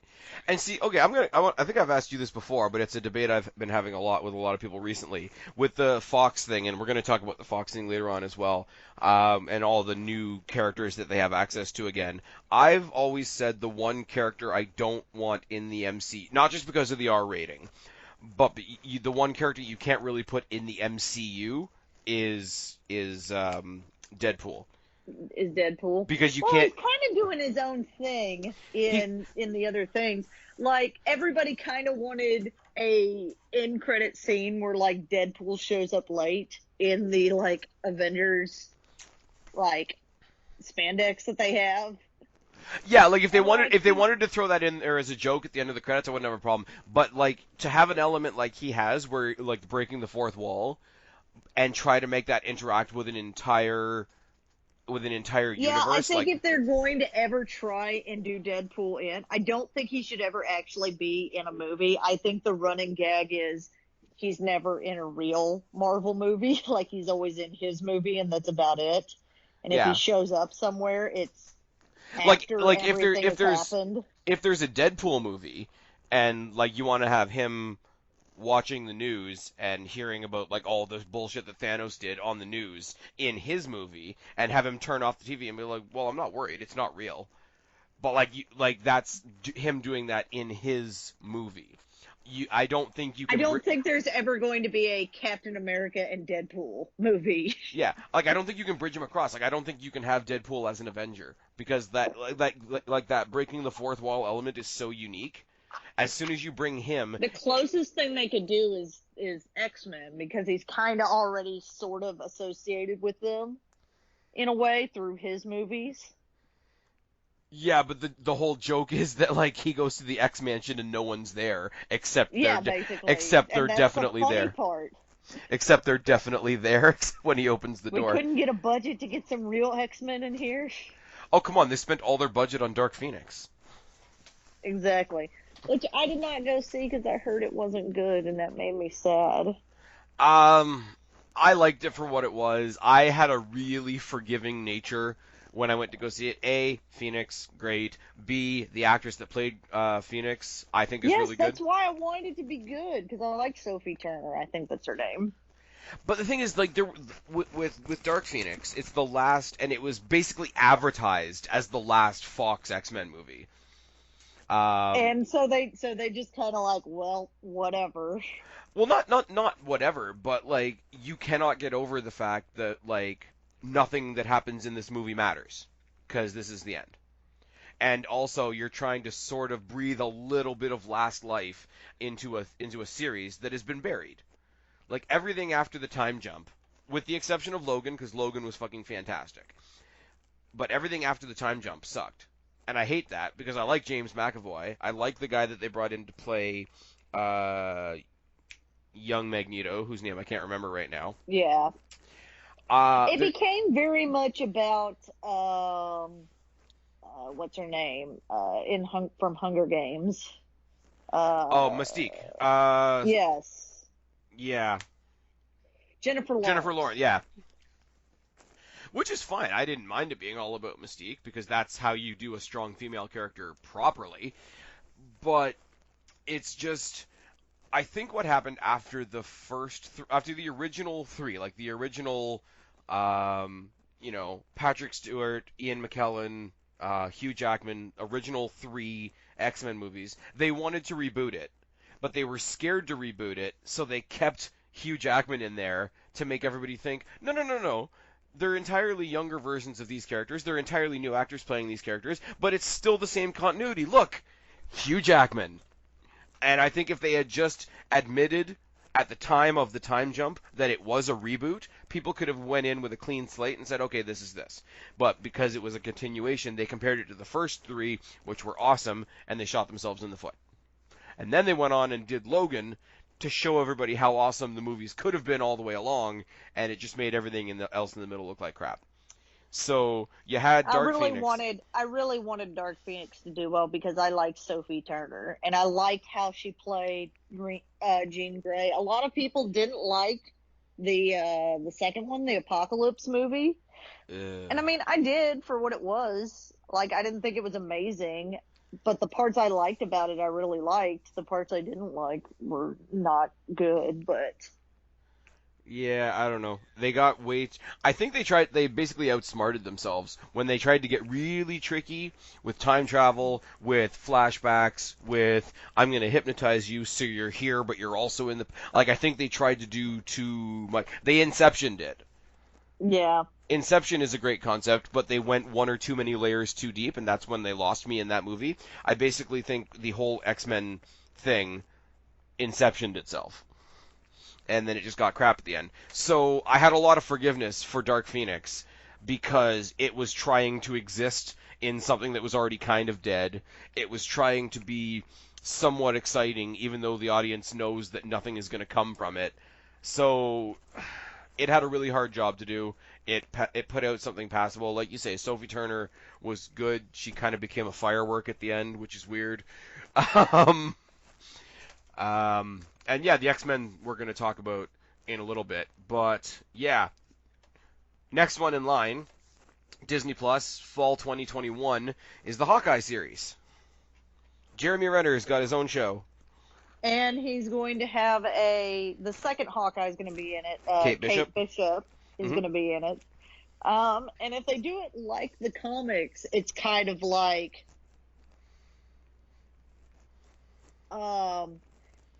you didn't see Spider-Man Into the Spider-Verse, No, I did not. have you?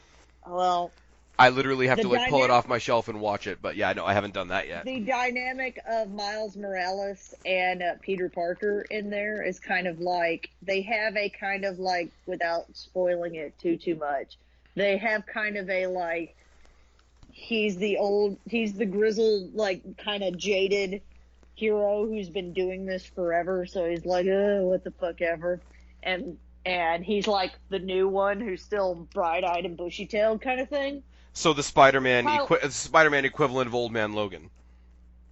uh, less gritty. It's more like the Spider-Man equivalent of those old cop, not old cop, those old like I guess they are cop shows where like there's a new young rookie and he gets paired with a Okay. grizzled vet and he's like, oh fuck, I'm too old for this shit So kind of thing. just get Danny Glover in there and we're fine. Yeah, basically. And that's kind of the dynamic within and like Hawkeye's like, I wouldn't say goofy, but he's like she's having to clean up his mess a lot of the times, like he fucks up. Okay. She's like, hang on, I got this, old man. I mean that's cool. That's what the comic is. I'm I not don't know familiar if with the that's what timeline. this is gonna be. Again, this is a little bit of a flashback, a little bit of a wedge in between, because it's the time period between Infinity War and Endgame. Mm-hmm. So it's going to be him training Kate Bishop Hawkeye but it's also going to be like how he ended up being the Ronin character, How he ends up, being making a a living killer. just murdering people. Yeah, like smoking some shit. Um, I don't know. Like again, it could be good. Jeremy Renner is one of those ones where it's like I don't really need to know what the story is going to be. I mean, like you say, you got the Kate Bishop angle. They've sort of given us the timeline. We know what he ended up being, so we know where we're going. So again, it's one of those Gotham situations. But Mhm. Jeremy Renner as Hawkeye is just one of those characters. I'll just watch. I'll just watch him because again, much like Scarlet Witch, much like Black Widow that we talked about in the beginning, um, I'm going to watch them out of curiosity mostly because these characters have been around for a long time and the focus has never been on them. So it's really, really got this overwhelming feeling of being overdue. So Mhm. that even if there are flaws in it, even if it does kind of fall down a little bit, that um, anticipation for this thing that we said should have happened ages ago, um, it'll carry it through. Now, whether Kate Bishop goes on to be Hawkeye in the new whatever the next Avengers thing is, that's Mhm. that's got to be seen because we're gonna have the new Black Widow, we've got the new Captain America, we're gonna have the new Hawkeye, we're gonna have something Well, else I that. think they're both in the comics. They're both Hawkeye, which is a little confusing, but Well, it's like what's her name? Natasha Romanoff and Yelena Benova are both Black I feel like Widows. you definitely pronounced it wrong that time. Yeah. I don't know what the pronunciation is because I don't know if I have it even spelled in my notes correctly. So I'm mispronouncing a misspelling, and it's 25 to 1 in the morning. It's fine. When this goes up, it's probably going to go up on Sunday. It's not going to be 25 to 1 in the morning, so just giving you guys context for why I'm All right, rambling. let's finish up then. No, we got quite a bit to go still. We got I'm so tired. we got Let's go. we got the one that I initially freaked out at because I'm an asshole, and then I took my opinion back and developed another one, which apparently makes me just as much of an asshole. Thor: Love and Thunder. What's this one gonna be about? Oh, you don't know what Thor: Love and Oh, Thunder? the female. Oh, this is gonna have the female Thor in it. Yep. I'm into it just because it was a big deal in the comics. Well, when it came out in the comics, it was a real big deal too because a lot of people felt that Marvel was just like it was the same time that like the Ironheart thing, the little black girl getting making herself an Iron Man suit is the same time that Falcon became Captain America. Like so a lot of especially like It's almost like SJWs are running entertainment. Anyways, I said I had a shitty thought, and then I took it back, right? Because I acknowledge that I'm an asshole, and I acknowledge that the world around me has made me an asshole. The very first thing I heard about all this is they're gonna do female Thor, and I'm like, fuck.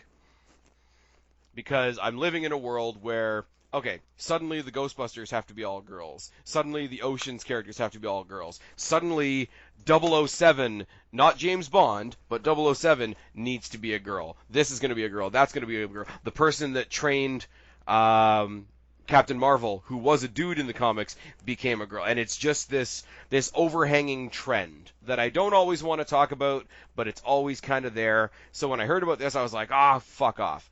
Then I remembered a conversation you and I had about a year ago because somebody had made some joke about casting Charlotte Flair as Thor, and you're like, well, actually, there is this female Thor storyline in the comics, and I went and I looked it up and whatever. Totally took back my opinion. Totally took back my fuck off. But I developed it fuck off in a different way because if Jane Foster's becoming Thor, that means we get Natalie Portman back. And Natalie Portman isn't a badass. That's in the comics in the comics it's because Jane Foster gets she cancer. develops like some sort of cancer, and when she's Thor that's the only time the cancer isn't like killing her basically. And see, I've heard the opposite. I've heard that when she becomes Thor, it pushes all her chemotherapy out and enhances the cancer and ends up killing her. Like, she's in chemo as a regular everyday. Actually, you might be right. I may have pulled that directly out of my ass. Like, no, you are completely right on that. I'm sorry. Okay, Go on. I'm only going from what I've heard, so please No, take it no, with like the biggest grain of salt ever. But my problem is not the typical problem that I have with Hollywood right now, which is very definitely still a thing. It's just in this case, and especially with all the other badass women that we've already talked about in Marvel who are absolutely badass. I'm going to look at Denai Guerrera's character in Black Panther as one example. But Natalie Portman is not a badass. I'm sorry. Well, and my thing is canonically Mjolnir's gone, and that's what ends up happening is that so Thor ends up getting a Stormbreaker at some point because he at some point He loses Mjolnir to Beta Ray Bill in the comics, does he not? uh he doesn't lose it to him, but Beta Ray Bill does use Mjolnir at some point, and he then gets a version kind of like Mjolnir at one point, but isn't Mjolnir. Thor at some point, Nick Fury tells Thor something, Yeah. and I don't remember if we ever find out what that is. Nick Fury whispers something to Thor, and just having that whatever knowledge Nick Fury gave him Makes him unworthy to hold the hammer. I've heard And so a it's really just Cole's Notes version of what it is, and it's something to do with Fury, who's already running Shield, trying to run Sword in space as well. So he ends up working a lot more closely with Thor. Thor holds himself to the standards of all the gods that came before him, and Fury finds out something about the gods that came before Thor, that they were corrupt. So Thor basically thinks, okay, all these people that I've looked up to and emulated myself after are corrupt. I guess that means I'm corrupt too, like, because I followed the wrong people. yes. It's something along those lines. I'm explaining it really badly. No, that makes sense. But basically, Mjolnir goes and finds, somebody new that's worthy, and on the side of the hammer, this is where I kind of cringed a little bit because this is a bit cheesy. But whether she be worthy. Yeah, whether he be worthy, and then you just see an S appear, and I'm like, oh, come on. And I've actually You notice how in the MCU when he when Anthony Hopkins, when Odin places that spell on the Mjolnir, whenever it says they be whether worthy. they be worthy. It's just, yeah. I mean, it sucks that we have to, like, be that careful with our words, but that's one of those situations where it's like, yeah, let's be careful with our words. Because you get to this, and if all of a sudden, where it says he, there's an S being carved in, there's going to be some jackass, like me, but a little less educated, that's going to be like, oh, that's fucking whatever. So, I think my thing is, and it's probably, for a lot of these, and I probably should have brought it up when we were talking about the big female scene. There's this new surge of people wanting to be represented in movies and stuff, almost to not a great extent at some point. Obnoxious extents, yeah. It can be obnoxious extents, like for example, and was it Scarlett Johansson? No. Yes? I don't remember. I don't know what you're talking about, so I can't answer you. Well, I'm trying to think. She was in the Ghost in the Shell. Yes, movie. this is my prime example. This is my prime example because she's so apparently the wrong race to play a robot. Fuck off. Okay, so there's a big brouhaha about that, and because of the big brouhaha about that, there was another movie that she was going to do where she played a transgender person. A transgender person. And, because of the brouhaha of all that, she ended up leaving that script and essentially saying, like, I feel like this should go to that. And then they just didn't end up making the movie at all. So, there's a transgender story that won't be told now because of the fact that, somebody got shamed out of it. So I see kind of both sides of it because as a female, and this will be not as big a story, but my favorite TV show when I was a young kid was Power Rangers. Yep. I didn't like the Pink or the Yellow Ranger because, like, I wasn't like the Pink Ranger because she was like girly and whatever. Basically a Barbie doll. Yes, and I wasn't really the Yellow Ranger either because she was like this really smart, like math geeky girl, which then I ended up being at some point. There So you I go. never wanted to be any of those. Right. So I would end up like wanting to. I think I went Halloween as like the Red Ranger or something like that. Yeah, but And so here's my I, thing. Like, and you want to, that's not a great example because it did have females in that kind of point, but but they weren't female it, characters that spoke to you. yes. But see, here's my So point, and this is where, I understand it, but I feel like instead of changing male characters into that, we should just, have less lame female characters, like, but the a thing is, bunch they're of the out women there. in Black Panther. But like especially in the comic book realm, and this is what I'm starting to love about it. There's more diversity in like some of these comic book stories than there are in general entertainment. Anyways, it's just who we decide to tap. My thing is, recently, you know me, I don't watch much of the CW DC shows. DC stuff. But you know Yeah. what? You know what I will be watching for sure is Batwoman Is yeah, as the Batwoman with with Ruby Rose. with Ruby. Okay, because I am biased, and Ruby Rose can do no wrong. That's a separate issue, right? And she is a strong female character, and she is a lesbian in the show. Now, if you want to talk about like representation as far as like an LGBT thing, okay, you've got this character that apparently is a lesbian in the comics. I don't know. I don't read the comics, but whatever. She is. Okay, but but regardless, as far as I know, she is. So how do you work towards representation for the LGBT community? And I have nothing against the LGBT community. Most of my close friends are somewhere on the rainbow, as they say. But is it better to all of a sudden one day just decide, okay, we don't have enough representation. I think randomly we decide to make Black Widow a lesbian, or do you shine a spotlight on a character that already is? Like, take a character that already is, and that's an essence of their character, and you start them from scratch, and not only are you creating a new character, adding to the pathos of, comic entertainment as a whole, but, like, you're not just shoehorning something in to please somebody. The other example I will give, and, I've already attacked gender, I've already attacked LGBT, so we'll do the color thing now. About 2 years ago, there was this big thing when Henry Cavill said he wasn't going to be Spider-Man anymore. Or not Spider-Man, Superman. Superman anymore. And they were saying who should be the new Superman, and everybody was saying Michael B. Jordan. And I like Michael B. Jordan. I think he was great as Killmonger. I think he was great in Creed, and whatever. But no. And the same argument was made.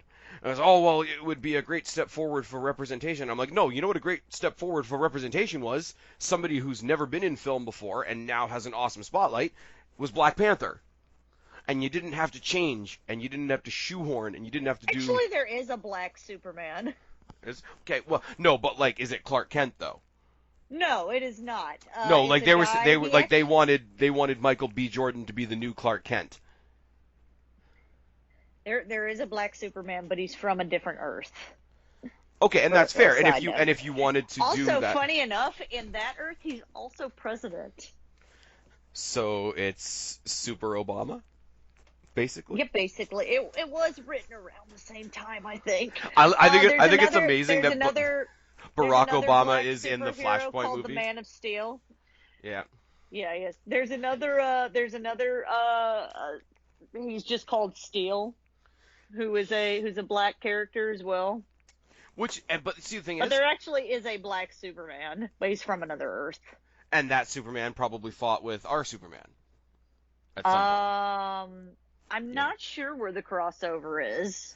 But like, okay, like instead of just deciding one day that Peter Parker was black, they brought up Miles Morales. They said, let's shine a light on this character that already exists.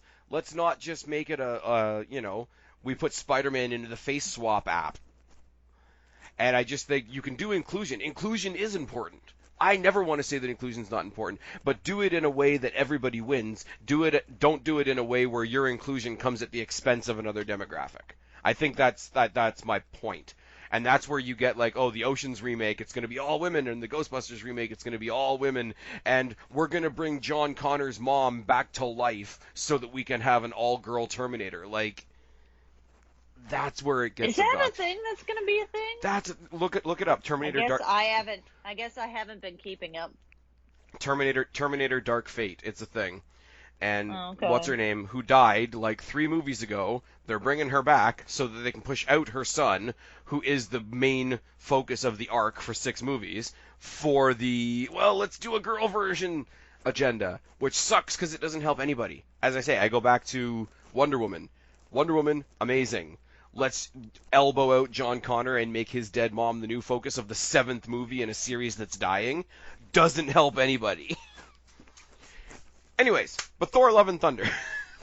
So I don't really like the idea. I like the, if we're gonna explore the Jane Foster as Thor thing. It's one of the rare times in the MCU timeline that I wouldn't mind them recasting a character, because Natalie Portman's not a badass. You know who is a Well, I bad? guess who? You know who is a badass? King Valkyrie. King Valkyrie is a badass. Tessa Thompson is coming back to play Valkyrie. Valkyrie is going to be called King Valkyrie because King Valkyrie is looking for a queen within Asgard.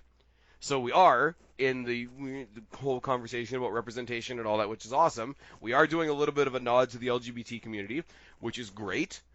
Tessa Thompson as Valkyrie is fucking amazing. In our talking about Endgame, I wish they had timed out things a little bit differently. I wish Thor had handed Asgard to Valkyrie before the battle, because I would have loved to see Valkyrie lead the Asgard army into the fight, just like Denai Guerrero's character could have done with the Dora Milaje. Mm-hmm. I think that would have been really, really badass. I really like her. I think they could have made her Thor, but that's not how the story goes. Um, we sort of But I talked. mean, most of the time we can talk about the MCU. Like, they do pull stuff from the comics, but I think what's great about, the idea of the MCU and the idea of comics kind of in general Yep. is the fact that you're like, well, this is like a separate universe. This is how it You happens in just this pull the, version. Yeah. yes, you could just, so you could have her Yeah. be Thor God of Thunder at some point. The heavy implication is going to be that her queen is going to be Jane Foster, which is, I think, if I want to be nice. That's a weird thing, because unless Jane Foster, like, her relationship with Thor went so poorly that she decided, I'm just gonna give women a chance at this point. I mean, here's the thing, though, and I kind of thought the same thing, but the whole point was somebody made the argument, and again, this was over on the Emergency Awesome channel, which you guys should really check out because it's great. The argument was made, well, if she's the king of Asgard and she's been handed that from Thor, because Thor would have inherited Asgard as the king, but he handed that mantle on to Valkyrie. Why could he not also pass on the mantle of Thor, like the Thor force? And the point was, when Odin ruled, he was the king. He had Thor there to fight his battles. He was like father son. You could do the same thing, have a king running the country and his queen defending it. Like there is the two halves of the story element there, Yeah. and I wouldn't totally hate that. I'll be interested to see what they do with it, because so far there hasn't been a thing. I mean, we can all agree that Thor Dark World was not good. It was not good at all. Dark The World second Thor movie. was better than the first one. I would disagree. I like the first one a lot more. First one is I go back to watch it and I kind of cringe because the Marvel movies, as different as they are and as different they are in theme and genre and all that sort of thing, the Marvel as a whole does have a feeling, and that feeling isn't in the first Thor movie, in my opinion. I think it's a little bland.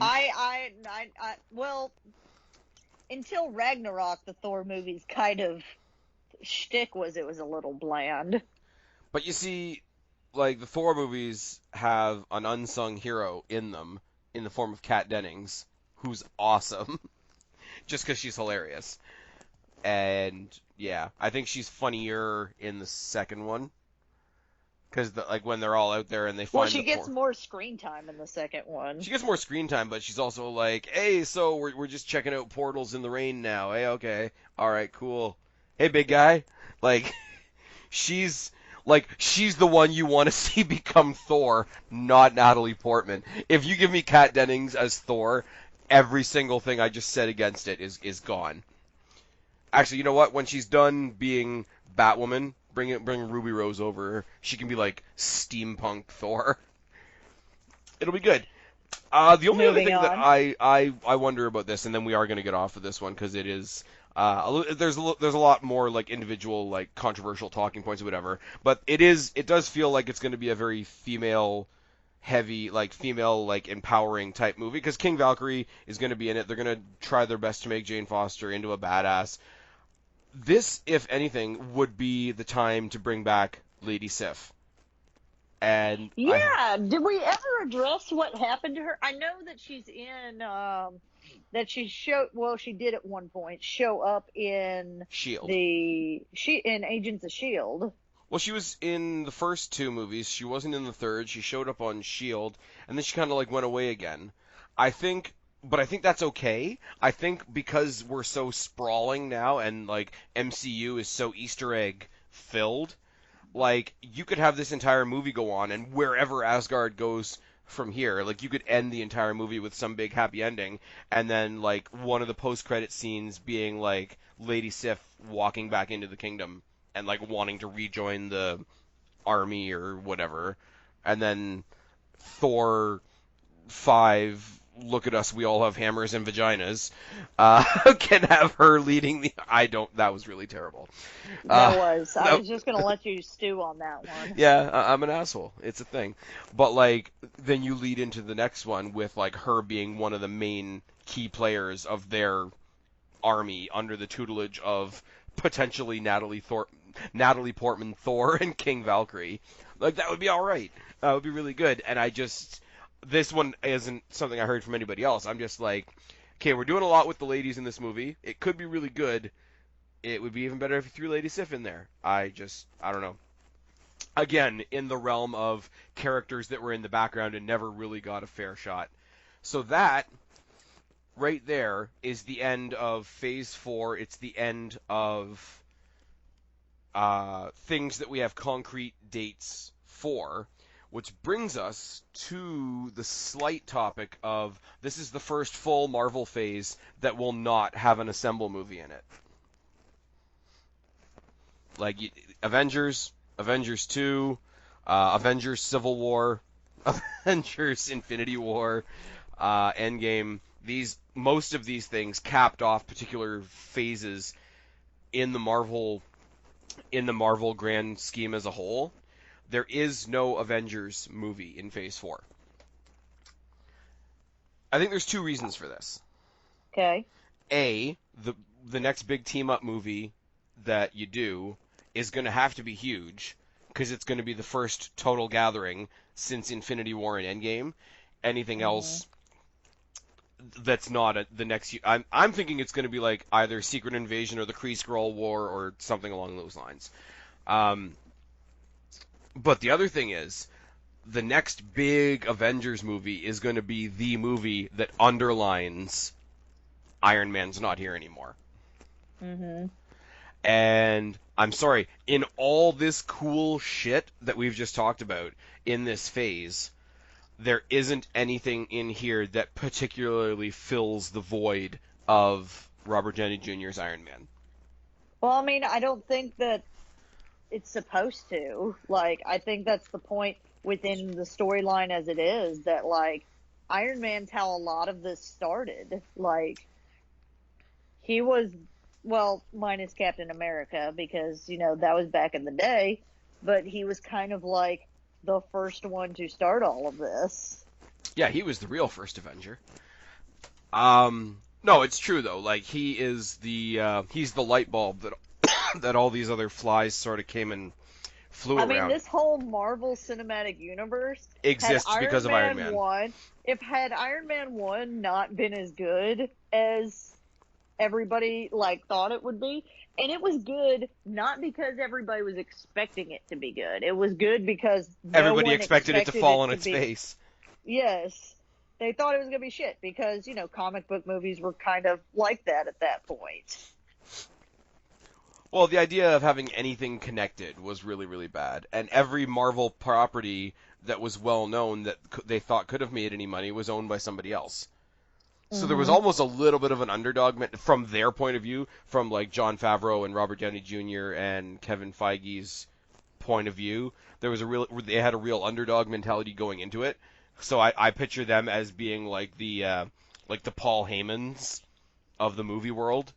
So like everybody out there is looking past us. Let's prove them wrong type thing. And I really like that idea because anything that comes out now makes Iron Man 1 better.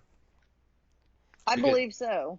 because everything that comes after it makes you have more reverence for that first movie. Because as you say, to your point, and your point's exactly true, without Iron Man, there's none of this. Both If in that had done that, just like what happened to the DC kind of cinematic universe, well, they started with Superman. That was their problem. yes, had Iron Man been fucking shitty, we maybe would have had a Captain America. We maybe would have had, some one or two of these other movies, but we definitely wouldn't have had Avengers. Yeah, they wouldn't have tried the first team up. I don't think they would have taken risks on stuff like Ant-Man or Guardians of the Galaxy because those were kind of fringy. Like you had to tell me what those were because I didn't know. Mm-hmm. I had a vague idea. Like if you watch shows like Big Bang Theory, you've got a vague idea of who like Thor and the Hulk and Iron Man are. But like some of the characters we've had come along since, like I didn't know who Captain Marvel was. I didn't know who Doctor Strange or the Guardians of the Galaxy were. Black Panther, sure, whatever. Don't ask me what a Ragnarok is. Um, It's the Norse mythology end of the world. okay, do I look or sound like somebody who's studied legitimate Norse mythology? No, but I was filling you in There we go. Uh, because I did for a second. for a hot minute there. Yeah, for Um, a hot minute there. but yeah, no, like in real life, like behind the scenes movie talk, if there's no Iron Man, there's no Avengers. But also like an audience point of view, like if we had had any other character as our introduction to it, I don't think it would have worked because we said this in the big long video that we did. As much as Tony Stark is a millionaire and a tech genius and all the things that I'm not, he's still the most human character. Like Mm-hmm. you can't really get an introduction to a series through the army kid that grew up in the 50s and got juiced up with like all kinds of mutagenic shit. You can't really get an introduction to the universe from a Oh my god. god, I I rewatched Age of Ultron Yeah. a couple nights ago, which I liked it. A lot of people didn't, but I think it just wasn't as big as the first one, basically. Anyway, sorry. The part where they were talking about, they're talking about the Maximoff kids and He's fast and she's weird. he's fast and she's weird. And then they said something about, talking about them being enhanced and whatever. And Captain America, as he's getting into the elevator, goes, yeah, because who would let a German scientist experiment them for their country? It's good. It's a good What a bit, yeah. monster! What monster would let a German scientist experiment on them to defend their country? Yeah. But no, like to the point of though, like of the first, like yes, I know You're technically right. there Captain are America, you couldn't have started the MCU with Captain America or Hulk because or most Thor. people because most people wouldn't identify Captain America, wouldn't be able because Captain America is the ultimate good guy. He's kind of what most heroes like aspire to be, even though he has his kind of own like not moral ambiguity, but his own like struggles. It's not the same as Tony Stark, who like in the comics has this like huge alcohol problem. In the movies has this like riddling, even though he's this genius that everybody looks up to, he has these riddling moments of like self-doubt and whether he's doing the right thing or not. And sometimes he tries to do the right thing and it ends up, getting fucked up like in Ultron, but sometimes he does the right thing and the Avengers happen. This is true. We were supposed He's to more have a belt he's a around more the world. yes, a suit of armor around the world. Yeah. I do like, Uh, since we didn't really get a chance to talk about Endgame, I do like when he did come back to them after being out in space, and yeah. like it's not really a nice reunion at first, and he kind of like snaps on everybody because it's like everybody else has been on Earth for a while, and they've been like not dealing well, but dealing. He's been dealing at a distance, stuck on a broken spaceship with Nebula. With Nebula, yeah. And then he just goes and like fucks. I told you we needed a suit of armor around the world. Da da da da. And you said we were gonna lose together. Well, we did. And I'm like, yes, Captain America's a douche. I don't know. I don't know because whether anybody wants to admit it or not, Tony Stark was sort of the de facto leader of the Avengers. I'm really curious to see who the leader of the Avengers is now. Again in Age of Ultron, where Maria Hill comes in and she goes, "Here, boss," and he goes, "Oh, no, he's in charge," pointing to Cap. I just, make everybody look really cool and pay And fight for well. everything Yeah. and build all the technology and all that. But yeah, he's in charge. Yeah.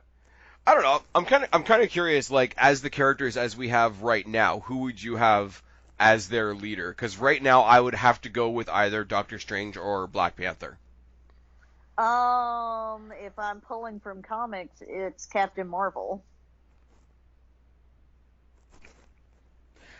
But is she on? Like, her whole thing is like, I'm gonna leave you guys here to defend Earth and be the Avengers because I'm gonna go defend everywhere else. Like I said, if I were pulling from the comics, Oh no, I'm it'd be saying Captain Marvel. literally based on the cinematic world Yeah, as it is right now.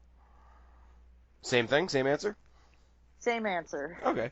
It would be kind of cool if, because unofficially Spider-Man is the new Iron Man because everything he has is basically an Iron Spider suit, if they totally subvert expectations and somehow Spider-Man is actually the leader of the Avengers. They could play. I don't think that would be a thing long term, but as a story arc, that's something they could play around with if they were careful with it. Hmm. Anyways, so there is no Avengers movie to look forward to in Phase 4, but we do know a lot of what is going to happen in Phase 5. The first two I'm not going to spend too much time on just because I think they're both just going to be follow-up movies, and that's Captain Marvel 2 and Black Panther 2. I really don't Hmm. know what they're doing with either of them. Black Panther, I'm kind of bummed that they're doing the Falcon Winter Soldier thing because I would love to see more of White Wolf in Wakanda with Black Panther, White Wolf and Black Hmm. Panther maybe taking on some mystical something or other. I don't know. Somebody steals the heart-shaped herb and they power themselves up as some big evil Black Panther. I don't really know. But Guardians of the Galaxy 3, where we got to sort of tie up the story with the Sovereign. We got to get the debut of Adam Warlock. Potentially, Star-Lord is out looking for Gamora, even though, as you mentioned, it's not the Gamora that knows him. So that's weird. Yeah, it's one from the past before she met him. So he's basically going and chasing a girl that doesn't know him, but he loves her. So that's, if they decide to include that, that's a weird little side story. But we left off with Volume 2 with I can't think of the girl's name. The head woman of the Sovereign, basically like Yeah. growing Adam Warlock in a big golden casket. Um, but there's a big question now whether we're going to get what we thought we were going to get at the end of Endgame, which was like Asgardians of the Galaxy, because Thor was with them. But then Thor obviously separates from them at some point to go and do Thor: Love and Thunder, because they are sequential, like from Endgame to Thor: Love and Thunder to Guardians of the Galaxy Volume 3, those are happening in that order. So I think what we thought we were getting, we're not getting unless he returns to them at some other point. I don't know much about the Adam Warlock character. If you do, please feel free to I jump do. in. I don't know as much about the Adam Warlock character. I know that he's a bad guy and at some point becomes a good guy. The Sovereign were not exactly characters that I miss from the last Guardians movie. They're just a bunch of people painted in gold that play in their little robotic ships and whatever. That are douchebags. Yeah, and they're all I guess they're supposed to be like the sci-fi metaphor for like affluent society and all that sort of thing. If you want to get into like the morality of sci-fi movies and all that, which is a cool thing to play with, but it's also pretty one-dimensional and probably could have been dealt with in one movie. Now I'm excited. Once again.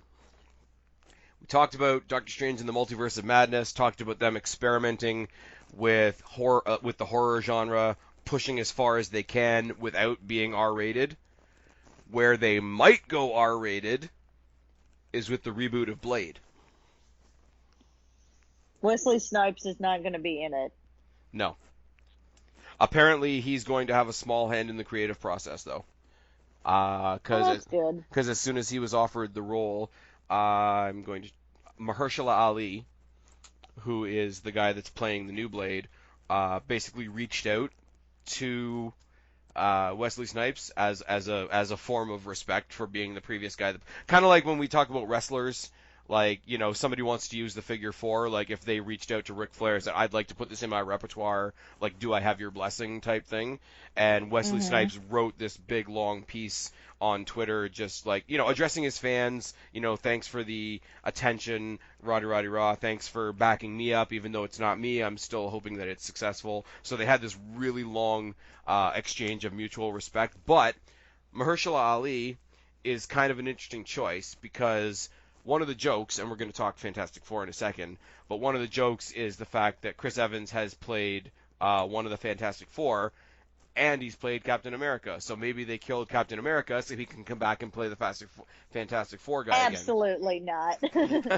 Well, absolutely not, but it's just the whole, like, double up people that have played more than one. It's like Peter Dinklage has played more than one Marvel character. Mahershala Ali, for those of you that watched the Luke Cage series on Netflix, Mahershala Ali was the guy that played Cottonmouth in Luke Cage. Okay. I thought he was good in that. I haven't seen him in anything before that, but I think it's an interesting take. I love that we're getting Blade back in any iteration. People that know me know that I like vampire movies in general. The only vampire series that I refuse to have on my shelf is Twilight, for obvious reasons. And this goes back to the conversation you and I had about Thor Ragnarok, where they talked about the 3-tipped spear, which is only good if you're fighting 3 vampires in a row. And everybody's like, hey, maybe they're bringing Blade in. And we all laughed about that at the time, and now here we are with Blade. Experimenting with R-rated, maybe. Only real thing I have to say about that is look what it did for Logan. I doubt they're going to go that far. The other thing is, though, when you're getting into Blade, you're kind of getting into like anti-hero territory, and based on the potential success of Blade, we may also get Ghost Rider and Punisher. That would be interesting, but I'm also one of those people, as bad as the movie was, kind of like the Nicolas Cage Ghost Runner for how awful it was. And see, here's the thing, and here's where I'll give a shout out to S.H.I.E.L.D., even though they are really cheesy. The Ghost Rider was really good. I like their young, because it wasn't Johnny Blaze. It was the guy that was Ghost Rider after Johnny Blaze. I wouldn't mind a not Nicolas Cage MCU canon Ghost Rider. Punisher is the one. You know what's even better than the Ghost Rider movie itself is watching Nostalgia Critic tear down the Ghost Rider movie. Oh my god! Same thing with CinemaSins. That's another movie you guys, or another video channel you guys should check out. By the way, if you haven't checked out CinemaSins, do it. It's just this guy. He just takes the piss out of movies, and it's hilarious. But it's like he's watching the movie with you and pointing out all the things that don't make sense. They're only about 15 minutes long. They're great. The only thing I My will favorite part. Go ahead. the only thing I will say is I if we're going to reboot Blade, if we're going to reboot um, Ghost Rider, we're going to have to because they weren't canon with the rest of the MCU proper. The Netflix Hmm. shows, it was a very loose connection, but the Netflix shows did connect to the movies. They did connect to the MCU. Yes, They did address the issues or whatever. vaguely. I would love them to continue on John Bernthal's Punisher into the MCU. I think that would be fucking amazing. I don't know if they'll do it, but I really don't know if they'll do it, but I hope they do at some point. Hmm. Because John Bernthal is just going to waste now. Because I don't know what he's doing now. He was great in Walking Dead. He played a great asshole. He played a great asshole good guy in this. I think you could get Blade, Ghost Rider, and Punisher together to just have like this team of like anti-hero assholes that everybody doesn't like, but it's at the same time it's like, well, they saved us, so we can't really say anything. Like this really, really like asshole version of the Avengers. I think that would be fantastic. Not that it's going to happen ever, but it is what it is. And the last thing they dropped on us before they sort of pieced out was just the confirmation that yes, we will be doing Fantastic Four. Yes, we will be dealing with, and they never said the X-Men. They just said we will be dealing with the mutants.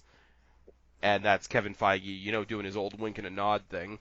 Yeah, So we are pretty fucking good into like late 2025 with everything we've just talked about. there is going to be a lot of stuff. We're gonna have to do this more often if this is how much shit we're gonna get. I mean, I don't see you and I coming together to do like weekly show reviews, but Hmm. right now, looking at this, I could see us getting back together to review Black Widow, Doctor Strange, if it doesn't scare you. I'm an asshole. Thor: Love and Thunder, and probably Blade are ones that I'm gonna want to review Okay. because these are a lot of fun. Now, since we're talking about movie reviews, and because we are gonna go in less than 2 minutes, I promise. Have you seen the movie Top Gun, the original? Yes, I've seen Top Gun. Okay, the amount of people that haven't is staggering to me, so it's a fair question. Your reaction to the fact that we're finally getting a sequel? I think it's one of those sequels that is like almost too far overdue kind of thing, where it's like the audience for this is like, Gone. I wouldn't say gone, but definitely not as big as it could have been. I don't know. It's huge, It's and it's a it's total. I feel like it's a total nostalgia grab, and yeah. I hope it's good, but I don't feel like it is. Like I feel like it's going to be very similar to the second Independence Day. Aw, you didn't like that? No, The fact it that was they had to not write one, good. the fact that they had to write one script with Will Smith in it and one script with Will Smith not in it. And it, yes. Oh, I don't no know. one. I I I wonder why it wasn't good. I grew up on Top Gun because my dad loved that movie, and I could probably, if you put the movie on and gave me like the first couple of seconds of the movie, I could probably quote the whole movie. It's like the original Michael Keaton Batman. Like Hmm. if Tim Burton ever got to finally do the Batman 3 that he wanted to do, I don't care if Michael Keaton is there in a walker. I'm gonna go watch it, and it's gonna be like this is my childhood right here. So I am super Well, hyped and I think that's what they are hoping for. with Top Gun. It's 34 years in the making. 34. You're not a video game guy, are you? Not really, no. I was gonna say, well, for anybody in the audience that is, it screams of Duke Nukem Forever to me. Oh no. A video game that they spent years trying to make, and then when they finally made it, it was just like there. It was just like Star Wars with all the lightsabers. Yeah, basically, like So that's what I think. I hope it's good. Just because I don't want anything. I don't want stuff to be bad. I Yeah, especially don't want stuff that like a lot of people love to be bad. But yeah. It's I'm it's just prepared. it's very strange because I'm not a huge fan of Tom Cruise, and the more we go through life, the more we hear what like a strange, weird dude he is. But like Top Mm, Gun was like the one Tom Cruise movie that's like, all right, Tom Cruise is a badass. So he's coming back to be that character again, and it's like to your point, they did what was it, Independence Day, and then 20 years later they did Independence Day 2, and everybody looked old, and everybody was kind of already old in Top Gun except for Tom Cruise himself. So you see the preview for the new Top Gun Maverick, and everybody just they didn't get any older, they just stayed old. It made me laugh a whole bunch, and they're like like it almost made everyone sad. like the Graveyard Dogs. Yes, like Graveyard Dog. It made everyone real sad. There's a shout out for the wrestling fans that are watching this. We've been doing this for quite a while now. Like it's tired in Yep, here. 2 hours is my max for this kind of thing before I start fading. No, it's not. We've done 3.5. I know, and did you hear me at the end of that? Did you hear me at the end of that? I think by the time Phase 5 comes around and we actually do get the next big Avengers level movie, I think we should do another from Iron Man to now. Go fuck yourself. That's not nice. Anyways, That is insanity. I think we've legitimately rambled everything we possibly could. Black Widow, Falcon and the Winter Soldier, Eternals, Shang-Chi and the Legend of the Ten Rings, Doctor Strange and the Multiverse of Madness, WandaVision, Loki, What If, Hawkeye, Thor, Love and Thunder, No Avengers, Captain Marvel 2, Black Panther 2, Guardians of the Galaxy Volume 3, If go ahead. Blade, Fantastic Four, and something with the X-Men. If somebody says, look at that entire list and tell me the one thing you're looking forward to, what do you pick? Let's see. Because you I know mine's mean, Doctor it's gonna be. Strange. I'm gonna be a little lame, and mine's gonna be the second Black Panther movie because the first one was so good. That's fair. That's really fair. I really thought you were going to What say Thor. what this list tells me, shows me, is that if there's gonna be at least one of those things that any individual person will like in there, because there's a Oh, yeah. lot of variety. Oh, yeah. And I mean, just the amount, the amount of actor talent that's involved in the MCU now is insane. Is absolutely ridiculous. Like I was trying to talk to somebody a while ago, and this is okay. I promise this is actually the last thing I'm going to say before we go, and this is before Endgame came around. But it was like, well, I don't really like want to devote my whole life to catching up on all these movies, but like they're very actor specific. Like they will see a movie just because an actor is in it, and it's just like, well, who's in the MCU so far? And this is a very incomplete list. Robert Downey Jr., Chris Evans, Mark Ruffalo, Chris Helmsworth, Samuel L. Jackson, Paul Bettany, Scarlett Johansson, Gwyneth Paltrow, Don Cheadle, Jon Favreau, Tom Hiddleston, Idris Elba, Anthony Mackie, Tom Holland, Jeremy Renner, Dave Bautista, Chadwick Boseman, Josh Brolin, Tommy Lee Jones, Bradley Cooper, Benedict Cumberbatch, Vin Diesel, Elizabeth Olsen, Chris Pratt, Paul Rudd, Marissa Tomei, Michael Douglas, Denai Guerrera, Anthony Hopkins, Natalie Portman, Rene Russo, Benicio del Toro, Kat Dennings, Martin Freeman, Brie Larson, Ross Marquand, Michelle Pfeiffer, Robert Redford, Michael Rooker, Tilda Swinton, Tessa Thompson, Annette Bening, Kate Blanchett, Benjamin Bratt, Jeff Bridges, Glenn Close, Peter Dinklage, Lawrence Fishburne, Donald Glover, Jeff Goldblum, Jake Gyllenhaal, Terrence Howard, Michael B. Jordan, Michael Keaton, Jude Law, Edward Norton, Lupita Nyong'o, Guy Pearce, John C. Reilly, Mickey Rourke, Kurt Russell, Sylvester Stallone, Stanley Tucci, Liv Tyler, and Forrest Whitaker. That's a lot. That's most of Hollywood that's still functioning, and that's not including adding people like Angelina Jolie, adding people like Salma Hayek, adding people like, where's his name? Mahershala Ali. Um, It's a monster, and that's why it took us 2 hours to talk about it. And we're going to be Yep. talking about it for a while. We're not going to review everything, but I do want to put a conscious Just effort. what we feel like. Yeah, no, we're not going to get a chance to review everything, but I do want to put a concerted effort into doing a little bit more movie content on here, which means you're going to be dragged along for the ride a lot. Woohoo! Anyways, before I get off onto another tangent, tell them where to find you. You can find me on Twitter at BlackCatFeline. You can find me on Instagram at BlackCatFeline. Taking pictures of bridges. And Taking pictures of bridges and cows. And you know where to find me, or you wouldn't be here. I can't do my normal, regular intro because this isn't a wrestling video. But guys, thanks for listening. If you've lasted this long, please put something down in the bottom, said like made it to the end or something like that. I know for a fact Strife19 is probably going to do that. So shout out to Strife19 again. Hey, guy. Shout out to Emergency Awesome and What Culture, which are where I got all this information from. You should go check all of them out and tell them that I sent you there. I've been Spaz. I hope you guys have a great day, night, evening, weekend, whenever you're listening to this. And I will talk to you guys all later. Thank you, Kristen. Talk to you guys later.